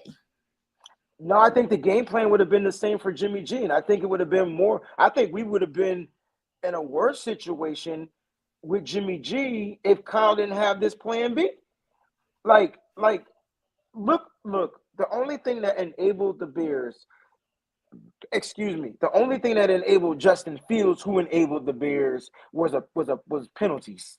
Like that gave him extra chances. It was that. Other than that, Justin Fields, like Trey Lance was outdoing Justin Fields by 60 yards in the passing game. He already outrushed him. And yeah, we watched Justin Fields scramble for some plays and keep some drives alive. But I think the outcome, if the weather was there, I just think it would have been a little bit different if Jimmy G played. It wouldn't have been any different if Jimmy G played because of the weather. I think that would have still, Mike, you talked about that Washington game and the stats are super identical. We would have had that Jimmy G. And remember, how did Jimmy G play against Indianapolis last year? Does everybody remember? Or do I need to do some reminding? No. That boy was boo-boo. He was boo-boo. Yep. He was boo-boo the fool. Yep. You know what I'm saying? So you're absolutely right. And, you know, and my point on this is, now he put two people. He put Justin Fields and he put Jimmy, right? Let me focus on Jimmy for a second, right? There would have been more sacks. There would have been less converted first down. I forgot about that, Mike. Yeah. There would have absolutely been more sacks with the way this offensive line was playing. Because the pocket was collapsing. Yep. Right. Trey Lance moved around, read the field a little bit, threw some passes, ran the ball a couple of times. Jimmy's not wired that way. And if the play calling was exactly the same, okay? Here's the other thing. If Jimmy was in there, I think Kyle would have dialed up some more stuff directly in front of the quarterback, right behind the defensive line, to get those balls out of his hands quick. Kyle knows what Trey Lance's abilities are, and so he dialed up a couple of different types of plays where he wouldn't have dialed those same type of plays up for Jimmy Garoppolo. Should he have? Revisionist history is easy to say now. Yes, he should have, right? Give Trey some easier passes, get the ball out of his hands quicker, but he didn't because he's playing to the strengths of his players. I'm not going to knock Kyle for that. I kind of wish he had a plan B like we discussed, but he didn't seem to have one. And then when you add Justin Fields into it, I don't think it would have been much different. Justin Fields scrambled around the same way Trey Lance did. Justin Fields extended plays much of the same way Trey Lance did. Took a sack just like Trey Lance did. You know what I mean? I can't tell you honestly that it would have been much different. We're gonna look at the touchdowns that Justin Fields threw for on busted plays, but Trey Lance also took advantage of the busted play and had a big play also. So to me, those guys are more on the same level than they're not. I don't think it would have been tremendously different with any of those guys in there, honestly, if I'm being completely honest. And that lets you know that this was a team effort in this loss right here. This was about the roster. This was about the coaching staff. This was about the play calls. This wasn't on one individual person. Because when you break it down like that, if my answer was, yes, we would have been better with Jimmy Garoppolo, or yes, we would have been better with Justin Fields, then that means that Trey Lance had a bad game. I don't feel that way. I think Trey Lance had the game that was given to him. You know what I'm saying? So I don't think that he held on to the ball too long, too many times, or too often. Every quarterback does it every once or twice in the game. Every quarterback holds on to the ball because they have a little bit more faith in their players. I just don't think that it was like that, in my honest opinion. I could be wrong, and I'm not, y'all don't got to agree, but that's all. PG, is there anything you want to add to that? Because I want to say something to extend to what has already been said. No, you can go ahead. All right, so what we didn't talk about, Trey Lance extending those plays. Like when you look at Trey Lance extension of the play, he realized that his time was not as long, and so I wish he would have made quicker decisions. And I think the more he plays football, those quicker decisions will come oh shoot, the pocket's collapsing, I'm just gonna tuck and run, because he had lanes open, and I just think he was always looking to pass the ball. And that's why some of those plays were in the dirt. It was like, I'm going to run. Oh, no. Open guy, throw it, and it's just inaccurate because it was an indecisive type of a move. Had he said, yo, I'm going to stay in this pocket, I'm going to take this hit, and I'm just wait for the guy to get open as I move or whatever and plant my feet and throw it to make a more accurate pass, then yes. But he was trying to make a play and make a play at the same time. I know that sounds weird, but he was trying to make a play on his feet and he was trying to make the throw at the same time. So he's got to pick one and stick with it. And I think that happens the more he plays football, because he's going to see a lot. I don't want to blame this game on the weather, but we got to factor in that the weather definitely was a factor. You got to factor in that the players did the things like Tony said earlier and PG said earlier and Mike said earlier. These players just weren't disciplined. And like I said, the false starts didn't kill me. It was the other stuff. the PIs Yeah. and those unnecessary roughness penalties. That face mask is what just pissed me off really bad. Those are things that you just cannot do. You just cannot do that. Okay. Those are non-negotiables, Pete. Right. PG. So I want to address this. Jim Faison, the offense looks anemic and stagnant with Trey at quarterback. The coaches did not create a game plan to win just to hide the quarterback. I absolutely No. disagree with this. So, Jim, they didn't hide the quarterback. Not at one moment in this game was Trey Lance hidden. He wasn't hidden. Like, you have to factor in, they went into this game to plan to run the ball down the Chicago Bears' throats. And, mind you, that would have happened if Elijah Mitchell wasn't injured.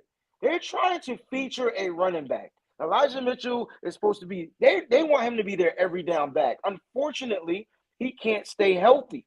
And because of that, his plan B wasn't a successful plan B because, in my opinion, this would have been a TDP game. This is a game you got a bell cow on a running back that puts their head down. If you're trying to get those tough short yards, 1, 2, 3, 4 yards of carry, then that's the guy you want balling and running out there. Wayne, even with bro. Okay. I swear to God, I swear on everything. When I saw the inactive list, I couldn't believe that Mason was up and TDP was down. Because everything about this fucking game and what we knew about the weather conditions going into this told me that TDP should have been the fucking guy.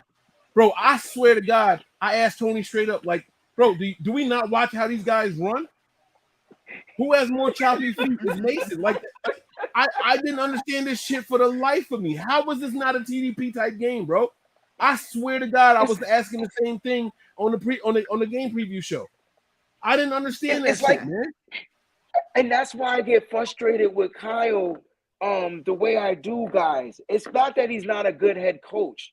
You know what I'm saying? It's not that. It's not that he's not a good play caller. It's not that. It's just that he makes weird, erratic decisions that don't seem to make any sense to the normal world. They make sense in his head. They just don't make sense to us. Even his response and saying why he went with the running backs he went with was because why he didn't go with Jordan Mason. Oh, because, I wanted to keep him just in case, if Jeff Wilson got hurt, then I would have utilized him. Like, he was your backup running back regardless. Let that dude get some tread on his tires. I don't understand. It didn't make sense. You know what I'm saying? And so, hey, it is what it is, guys. We lost. We got to take it on the chin and keep it moving. Let's get ready for Seattle, guys, because that's what we're going to do. Jim, Peachy disagrees with this. Mike, I'm sure you disagree with that comment and somewhat, but that's not what it was, man. It just was a poorly executed plan B. Mike said it best. It was the plan. It was the adjustment. It was the contingency plan. Kyle, where's your contingency plan? If this don't work, what's the other thing you got? Nah, this is going to work. This has got to work. This is the only thing that's going to work. And that's Kyle Shanahan. That's the stubborn Kyle. We don't want that Kyle. That's the Kyle we don't like.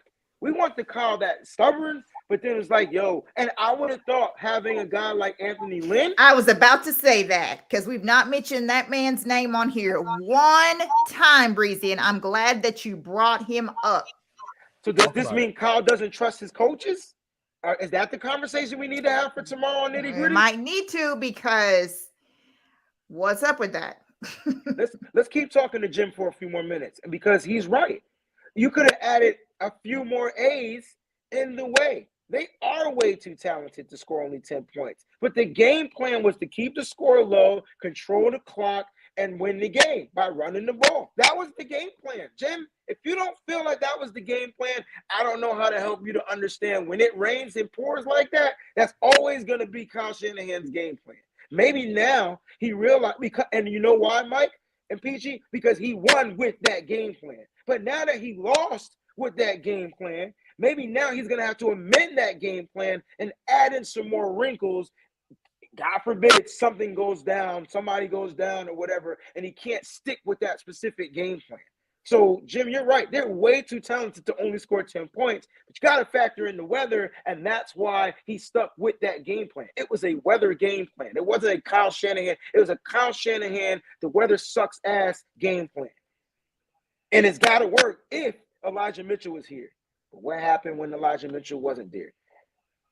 You went to Debo, and they focused on Debo, and now they were in the backfield the majority of the time Debo got the ball. Even on the times he was able to break and get positive yards, they were still 5 or 6 people on him.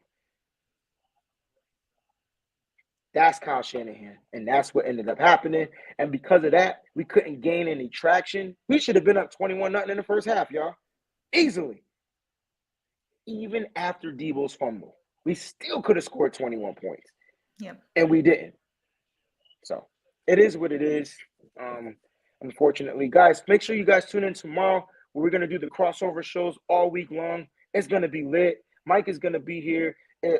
Mo should be here. Fair won't be here. Fair will be out of on honeymoon. But we're going to talk and we're going to break this game down. We're going to look at this game statistically. We're going to break down the stats, the offenses, things like that, defenses, special teams, which Mike said was the best portion of our team. So that's a one-up. So hold that up. We got better on special teams, and hopefully we'll have injury updates on Elijah Mitchell, and we'll find out if any other players got dinged up in this game that we kind of don't know about. Like, you know what I mean? You know what I mean? Yeah, it wasn't me. Fair is married now. He's celebrating right now. Yep, he's out there having a good time. So thank y'all for tuning in to the after show. It was crazy. Mike, you're always good. Mike, if you want to say anything, just final things, man, go ahead and have the Florida Pizza close out. Yeah, no, I just want to remind people that Nothing But Niners will not be doing any YouTube shows this week. Our account has been blocked. Same with Larry Krueger. His YouTube account was also blocked this week. I don't know if it's something that the NFL is doing for people covering the games live or what, but Larry Krueger's account got locked. Nothing But Niners account got blocked as well. But Patreon will still have the videos over there. I will be going live with our guys over here, the Nitty Gritty and the Wayne Breezy Network. I will be going live with 49ers Hive. So you'll still get some Mike takes, but they will not be on Nothing But Niners. YouTube will not be happening, but Facebook and Twitch will still be happening. So if you guys follow me, make sure you guys have those notifications turned on for those two platforms as well. I will be bringing you guys some shows over there. All right. And thank you all for your patience as we go through this. Again, guys, I know I'm going to the game next week. We will not be going live for the game on the Patreon. I apologize in advance. There's nothing I can do about that. YouTube has blocked us for a full 7 days. We will not be active again until about 5 or 6 p.m. Eastern time on YouTube, according to the notification I got. I am disputing it. I think I made a pretty good case, but we'll see what they say when it's all said and done. So I apologize. I want to thank everyone for tuning in to our overreaction show. You guys are awesome. You guys make the show what it is with all your comments. I do want to shout out Luis Blanco, who had his baby daughter delivered during the game. Congratulations to you, Luis. Make sure you let us go, know, baby. That's what I'm talking about, man. Come on now. Let us know her name when you get a chance, and happy birthday to your beautiful daughter, brother. And congratulations to you. That's happy fantastic. Birthday. Congratulations to the family, the mom. Hope mom is doing well as well. Yes. Like, that's something that, come on, man. And to the dad. And to the dad, man. I know you're proud. This has got to be very special, man. Congratulations to all of y'all. That's beautiful. Yeah, that's wonderful. We are so happy for you that you had something good that came out of this day, since we couldn't give you a 49ers win. But we're going to bounce back, and we're going to take care of the Sea Chickens at home this Sunday. So, yeah, that's it. You guys must stay Stay up, stay faithful. Always keep it nitty gritty, baby. We'll see y'all tomorrow night, 7 p.m. Eastern Standard Time. I'll be home at some point. I don't know when I'm gonna be home, but we're gonna be live at 7 p.m. Eastern Standard Time. See ya. Peace out.